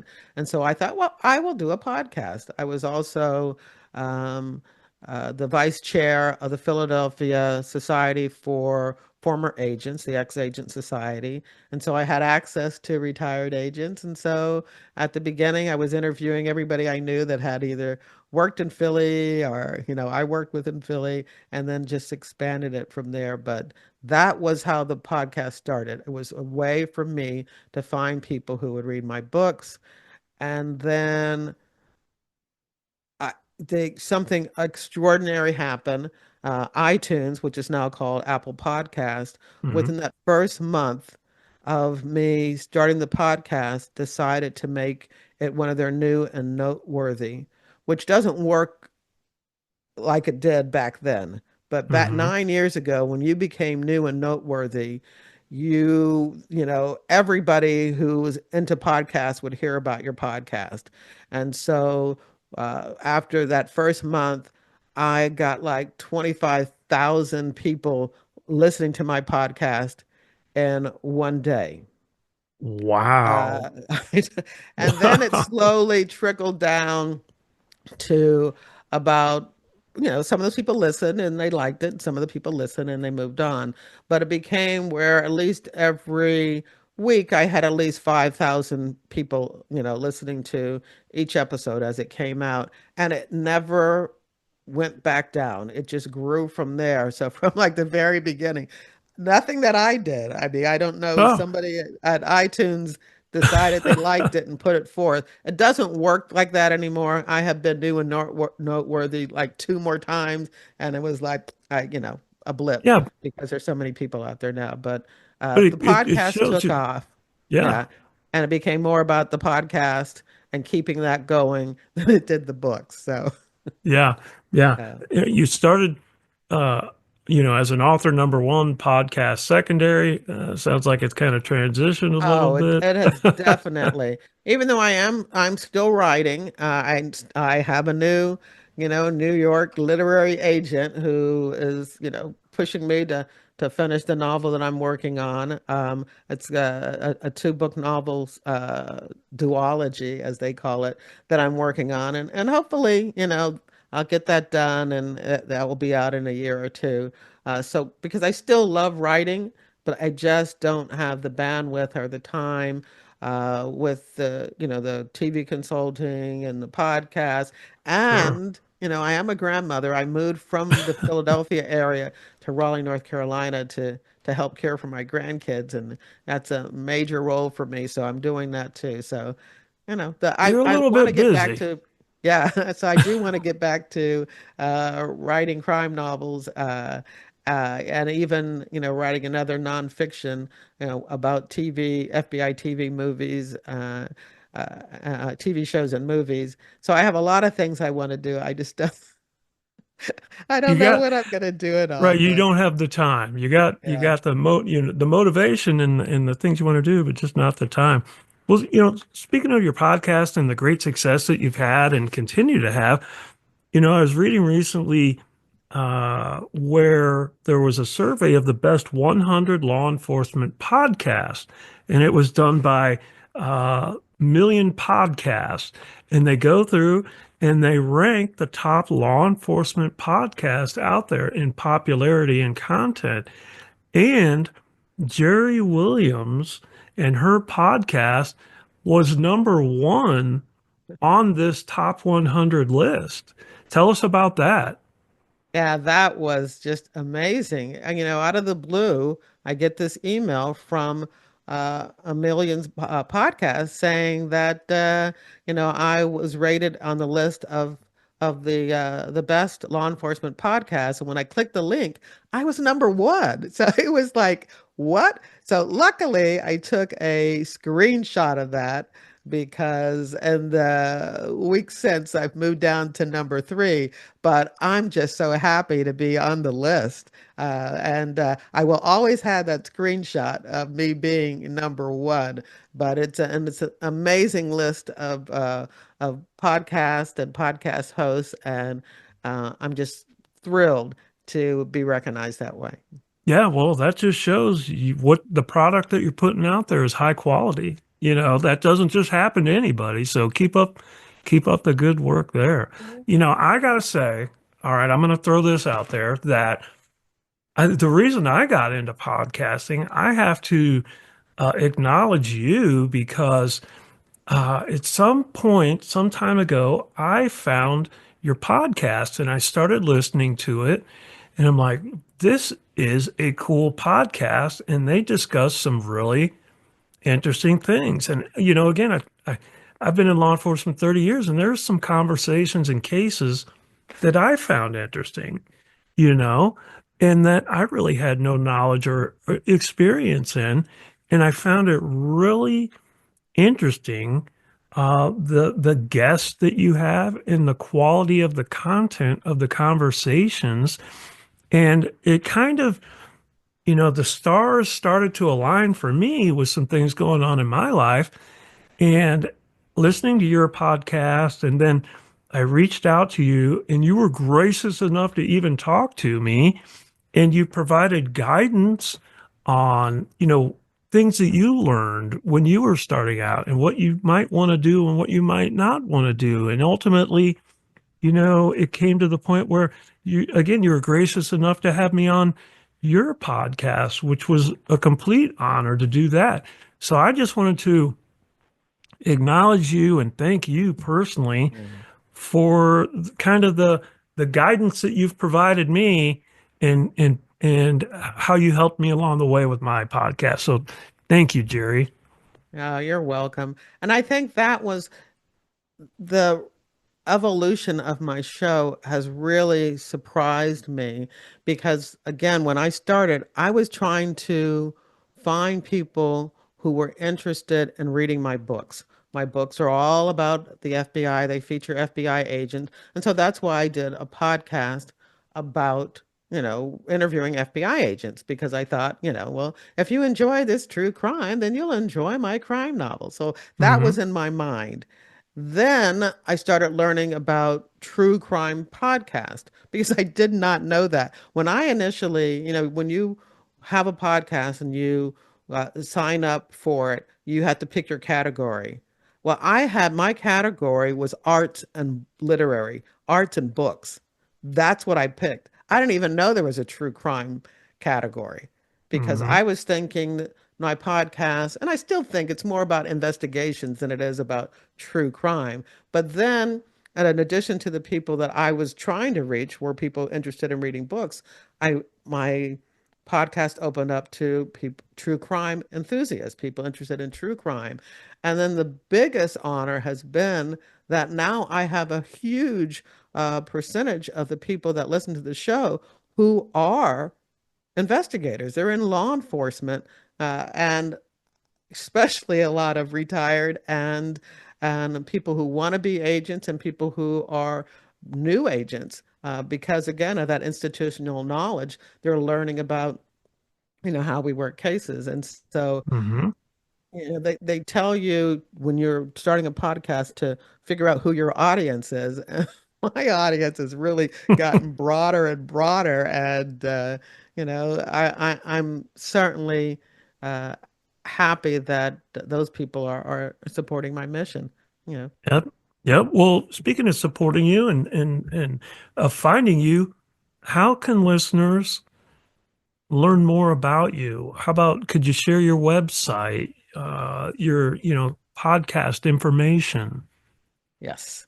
All right, so my website is jerriwilliams.com, and that's Jerri Williams.com, and everything is there. So when you go there, you'll see my books, you'll see my podcast, and you will see my blog post of FBI and books, TV, and movies. All my reviews are there.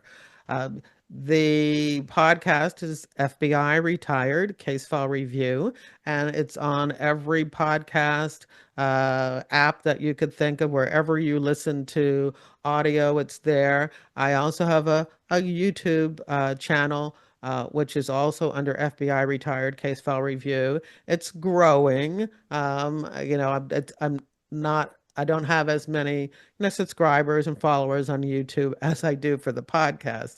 Hmm. Probably, at least, yeah, it's a like 10%, but that's growing now. I don't have Sure. videos. It's all audio. I don't think I'll ever go to a video podcast. Um, but yeah, those are all the places that you can find me and ways to access my content, which again is all about the FBI. Very good. Outstanding. And I'm a little opinionated here. So when you do access Jerry's podcast, make sure you check out episode 328. Yes, episode 328 with where you were with retired agent Yep. Tom Blades Tom and Blade. Yep. yourself. Yeah, Yep. that was a great episode. It really is. It really is a Yeah. great episode. And I love it because one of the cliches or misconceptions about the FBI is that we don't play well with others. And so whenever I can bring a law enforcement partner in with the retired agent that I'm interviewing to show that yeah, we can play well, Right. it always is a great episode. Yep. Absolutely. Well, Jerry, thank you again so much for being my guest here today and sharing that fascinating investigation and sharing the information about your podcast. So I appreciate you. Thank you. It was a pleasure to be here. All right, thank you. Let me transition to the my listeners here and just remind you, please, like, share, subscribe, and follow my social media so I can continue to bring you high quality guests like Jerry Williams here to the show. So thank you to my listeners. Thanks once again to Jerry, and everybody stay safe out there. The Right to Remain Silent podcast is brought to you by Streetwise 360 Studios. I would like to again thank today's guest for sharing the story right here on the podcast. Please remember to like, follow, share, and recommend us so that I can continue to bring you high caliber guests sharing their experiences, just like we heard today. If your law enforcement agency is interested in training provided by Streetwise 360, or if you know someone that has an interesting law enforcement story to share, please contact me via the website www.streetwise-360.com. www.streetwise-360.com.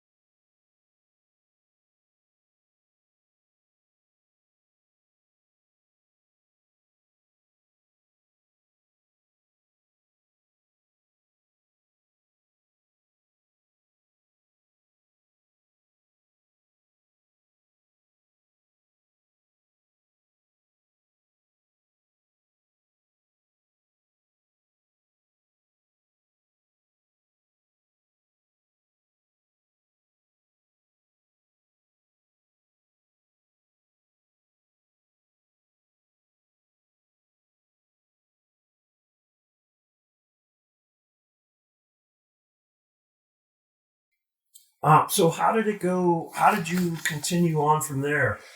You're making the phone calls. You're confirming what Gypsy's telling you, and it's all starting to fall into place. What he's telling you sounds accurate.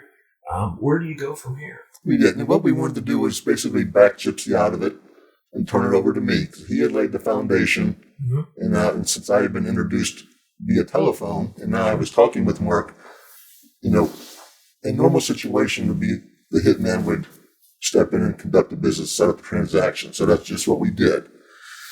We arranged to have a meeting in Indiana near the airport. It's a hotel. So that's how it unfolded. We had a designated time, what type of information he should bring with him. He was going to bring names, pictures, everything I needed to carry out the kill, which he did. He showed up, met him in the lobby, and I initially said, how am I going to recognize you? Because obviously I haven't seen him yet. Sure. We did not have a picture of him back at the time. Okay. In those days. A bit readily available. Yeah, it's not like you see on TV today, Chicago PD. Hey, give me this guy's driver's license. So boom, it's on the massive wall-sized computer screen. It doesn't work like that today, and it certainly didn't work like that back then. No, it didn't. And he actually brought somebody with him who was missing his hand. He had a hook.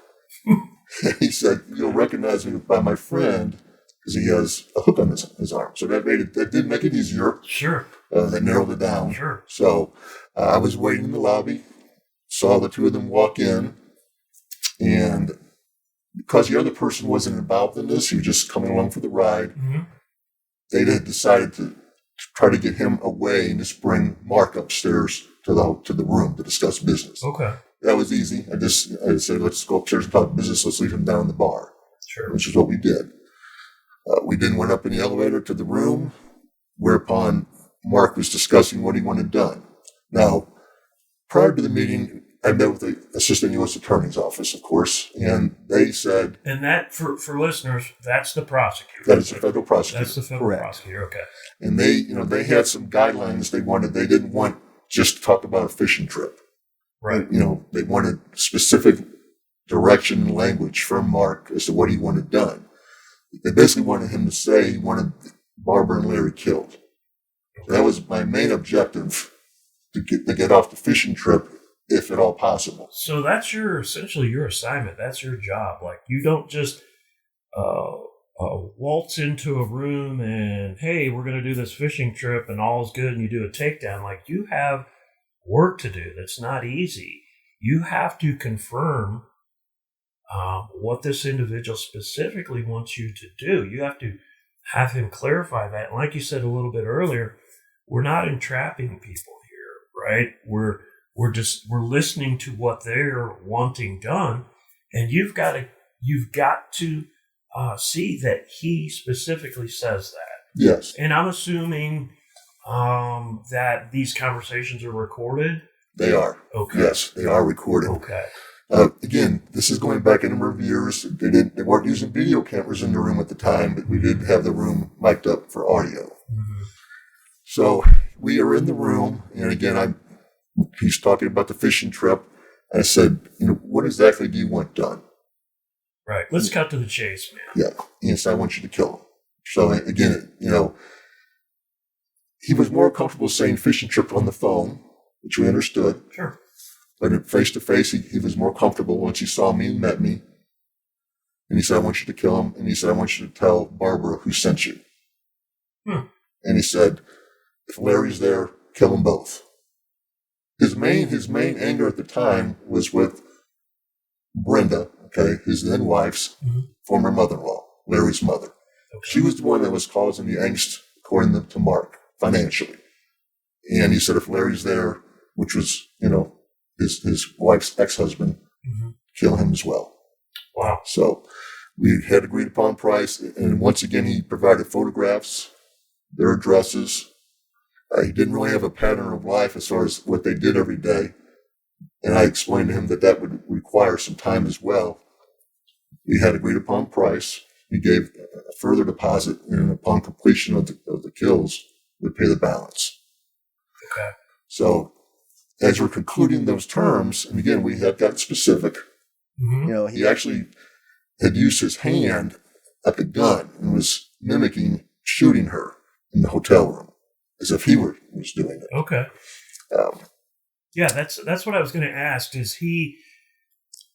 I have a little bit of experience in murder for hire, not nearly as extensively as you. How deep some of these folks get very detailed in what they want done specifically and how they want it done. Other folks are just kind of general.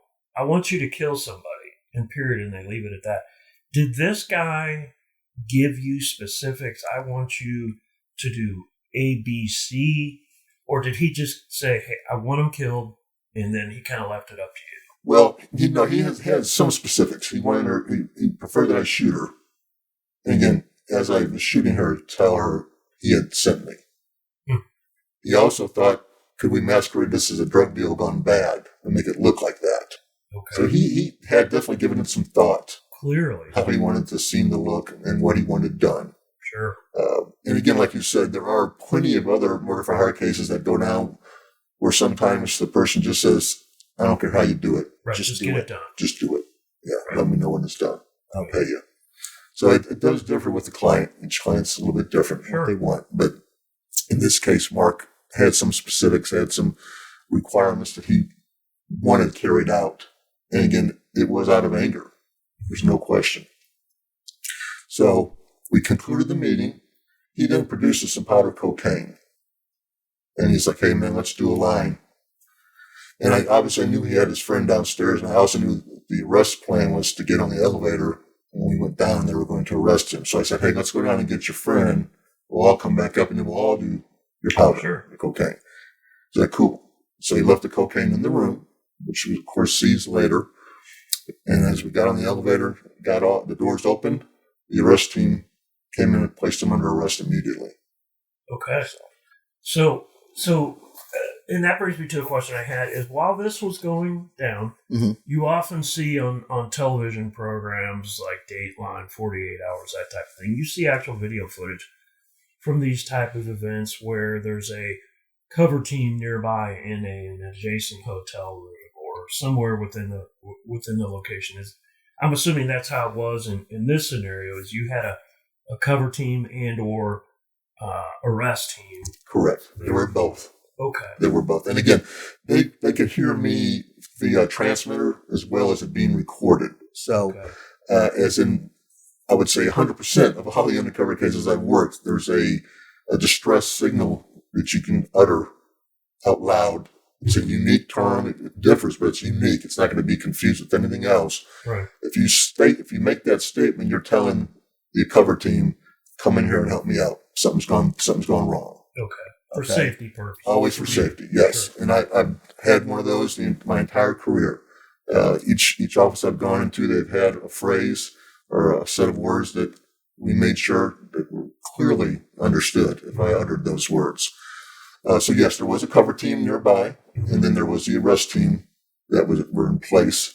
And again, the ops plan, the scenario called for, operations plan. Sure. And that, for listeners, that's a detailed printout, essentially a report of what's going to happen, what you anticipate is going to happen, who's involved, right? Where the nearest hospital is if something goes wrong. It's basically a blueprint of that scenario. That's a great description. So it's for that operation, solely for that operation only. So the arrest team was in place. The operation plan called for us to come down the elevator and for them taken into custody, which they did.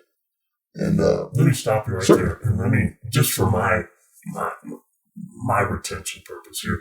So before we get to that takedown there, stepping off the elevator and back up in the room, you said he had photographs? He did. Photographs and the address in Clearwater, Florida. Okay. Where they both lived together. Okay. When Larry got divorced from Brenda, he apparently moved back in with his mother. And that's where they were together. So like you said, he's put some forethought into this. He's thought about how he wants it done, shooting the individual, specifically telling the person what they want. So he's taken those substantial steps into getting this act completed. Let me ask this. the meeting in the hotel, what city and state were you in? We were in Indianapolis. You were in Indianapolis in the Adams Mark Hotel. okay, okay, I'll be darned. And the victims,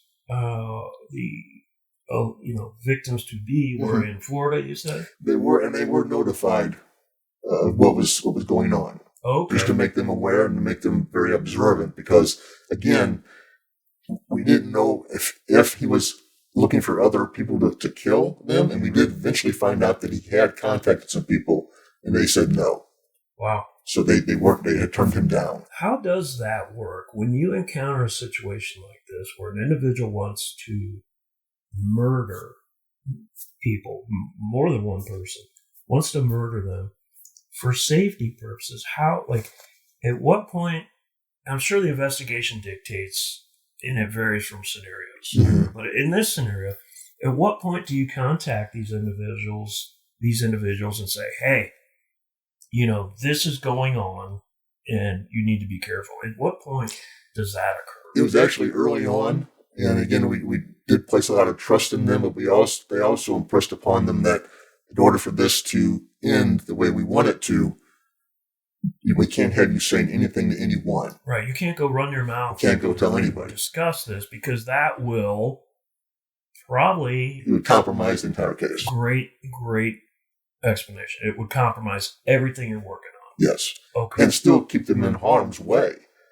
Sure. They would be essentially hurting themselves. Correct. If they're sharing that information. So it benefits them to cooperate with law enforcement in order to protect themselves. And they did so. Okay. They did. Okay.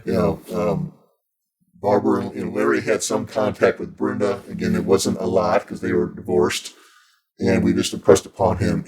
Again, a lot of the contact had to do with the child involved. Sure. Because there was custody issues going on.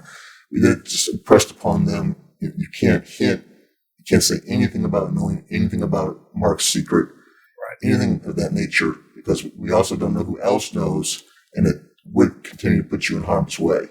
Sure. By them knowing that you know. Right. So they did a great job. They didn't say a word, and they were very, very relieved when it was over.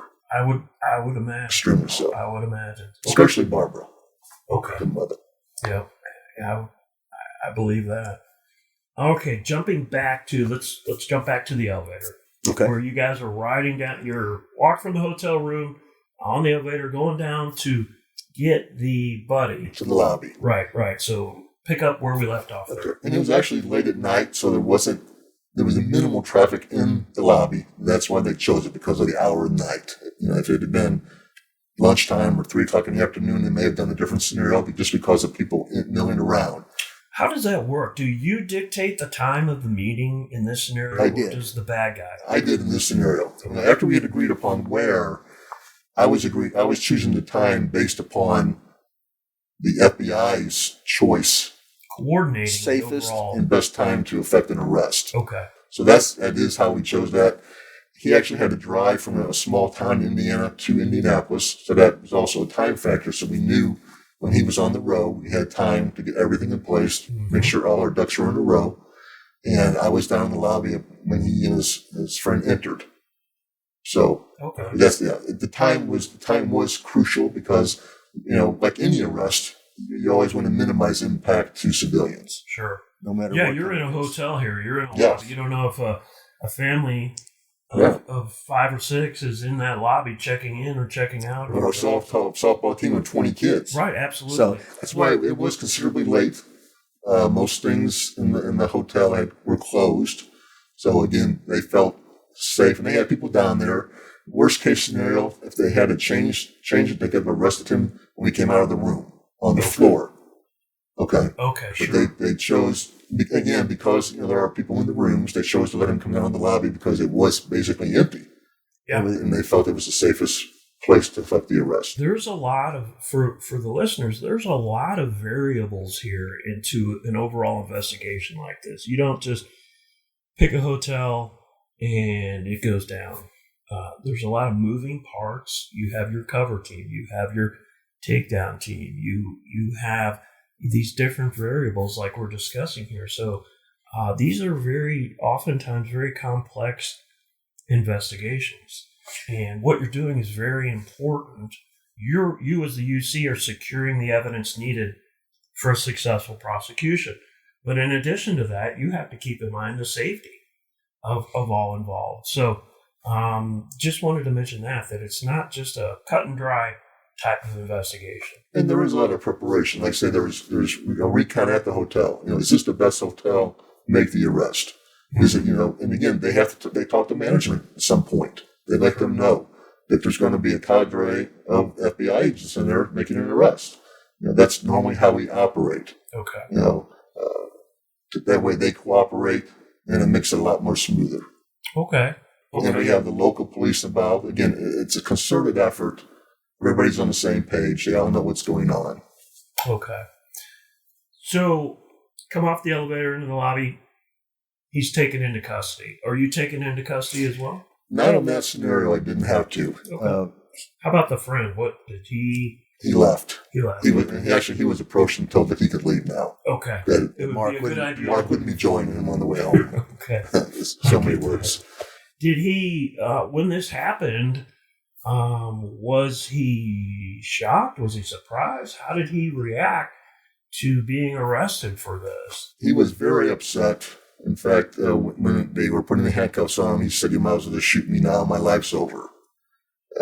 So, I think he saw this as his last effort to cure a problem that would have taken care of him, his financial situation and his family situation.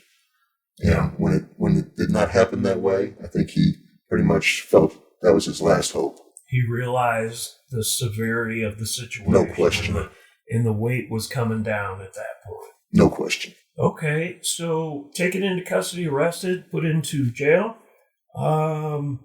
What happens from there? Does he plead guilty? Does he go to trial? What kind of walk us through the court process, the aftermath? Certainly. I will say the vast majority of the cases I've worked in an undercover capacity, because the evidence is so overwhelming, be it audio, video, whatever it may be, Sure. they plead guilty. I've only had a couple over my entire career. Mark was one of them that went to trial. Wow. He actually took it to trial. Wow, those are, like you said, those are typically airtight, cases. And this one was as well. Yeah. Yeah. So he goes to trial on this. How did that unfold? Well, Gypsy obviously was there as well to testify. Okay. And during the course of the trial, there were some individuals that followed him into the bathroom and basically made some veiled threats. So that changed the atmosphere.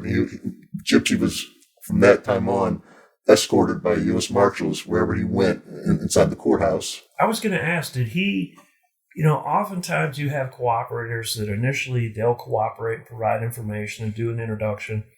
And then towards the conclusion of the case, they kind of want to distance themselves and they don't want to be involved. Was there any issue with initially getting him into court to do that part of the process, to testify? Initially, he did not want to testify. And again, that's common. Sure, absolutely. But it was explained to him how important it was because it basically showed how this began. Right. The foundation was started by Mark and Gypsy, and we needed his testimony to further the case along. And he understood, and he did testify. And I continued working with Gypsy and knowing Gypsy for probably another 10 years after that case. Okay. So some threats or veiled threats are kind of made towards him. He gets marshals assigned to him to ensure safety. He testifies. Yes. And how does the trial go and how does it conclude? Well, Mark takes a stand as well in his defense. He himself takes He it. did. Okay. How did that go? Which is somewhat rare. Right. And as you well know, it did go well. It did not go well. He basically fabricated the story, shifted blame onto Gypsy and myself, an entrapment argument that we had orchestrated this and had threatened him if he didn't go through with it, there would be repercussions. Wasn't believed. He was found guilty, and upon sentencing was actually had a sentence enhancement because of his statements made on the stand. Basically, they said he had obstructed justice by his words. And that doesn't always happen. No, I've only had it happen the one time that I can think of. Yeah. Yeah, that's a pretty substantial move, and that's typically done by the judge. Yes, The it was done by the judge. Okay. Yes. Okay, so the judge must have really seen through He did. what he was trying to do there. And honestly, it wasn't hard to see through it in general, but thankfully the judge did. Okay. It was a pretty flimsy story, really not backed by any facts at all. It was a desperate way to try to save himself. Sure. I understand this was, quite a while back, but is there a ballpark? Could you recall a ballpark sentence length for this individual in this specific case? I believe, again, I'm thinking back, with the enhancement, I want to say 8 years. Okay. Give or take. That's what pops into my head. That, that's, in my opinion, I think that's a pretty good sentence for it was. Like this. It was. Would you agree? Yes. Okay. Yeah, and definitely with the enhancement. He obviously got more time tacked onto that. Sure. Yeah. And for listeners there, enhancement, and jump in and correct me if I'm wrong here, is when additional time can be added to the sentence for various reasons. So the judge here believes that the defendant is being deceptive and lying, essentially. So there's that sentencing range, right? And there's the guidelines that an individual falls in for sentencing for cases like this. So it sounds like in this scenario that it was enhanced because of that, because of his deceptiveness. He ended up hurting himself, is what I'm trying to say, more than helping himself by testifying. Absolutely. Yeah, the judge, based on that, can depart from that guideline range, and that's what he did based on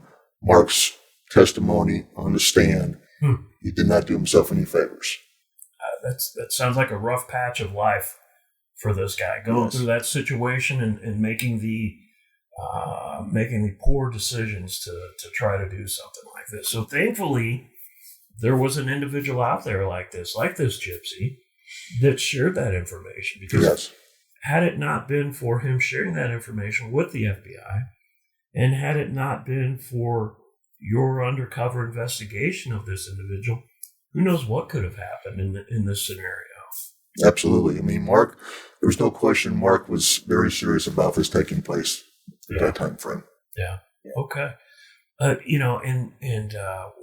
I'm sure we could spiral down different rabbit holes and talk for quite a while about different murder for hire types of cases, but we just kind of wanted to cover this specific one today. I find, that was a very, very interesting case and a great explanation from start to finish of how it unfolded. Is there anything, before we move forward here, is there anything we need to circle back on that we missed or should cover again, or did we pretty much cover it accurately as we went through it? No, I would say you did. Thank you. All right. Absolutely. Well, how about this? How about you're retired now, right? I am. What was it, 34 years? Just shy of 34. That's a long time. It was a long time. That's a long time. So you're retired now. What are you doing?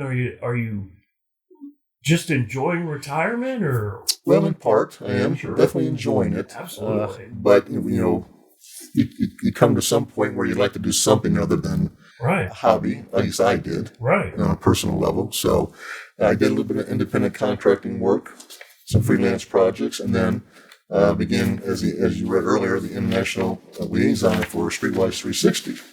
Outstanding. Which I enjoyed immensely. Yes. Very good. Streetwise 360 is a law enforcement instruction and media consulting company. So you have, through your 34 years of FBI experience, like you talked about your extensive international travels, that's kind of what your specialty is with Streetwise, is dealing with the international aspect of it. So that, I'm sure, is very interesting. I think, first of all, in concluding here, I just really want to say, I want to express my gratitude to you for sitting down here today, joining us on the podcast and sharing, like I said, I use this word a lot, but it's so appropriate, sharing such an interesting story And it's not really a story, sharing an interesting investigation of just one of the many things that you did throughout your career. Well, thank you. No, I appreciate the opportunity. Yeah, Enjoyed it. absolutely. And as I sit here and listen to it, despite I've been in law enforcement for 30 years myself, and in a large portion of that, I spent my time as an undercover operative as well. But as I sat here and listened to this, it just boggles my mind to hear how people think they're going to get away with this type of act. And just the story it captivated me a little bit today. And again, I appreciate it. Let me do this. In concluding, I kind of want to transition to the listeners here and again say thank you for tuning in and listening to the podcast. And I just want to mention, don't forget to like, follow, share, and subscribe to the social media here at the Right to Remain Silent podcast, so I can continue to bring you top tier guests like retired FBI Supervisory Special Agent Tom Blades. So thank you, and everybody stay safe out there.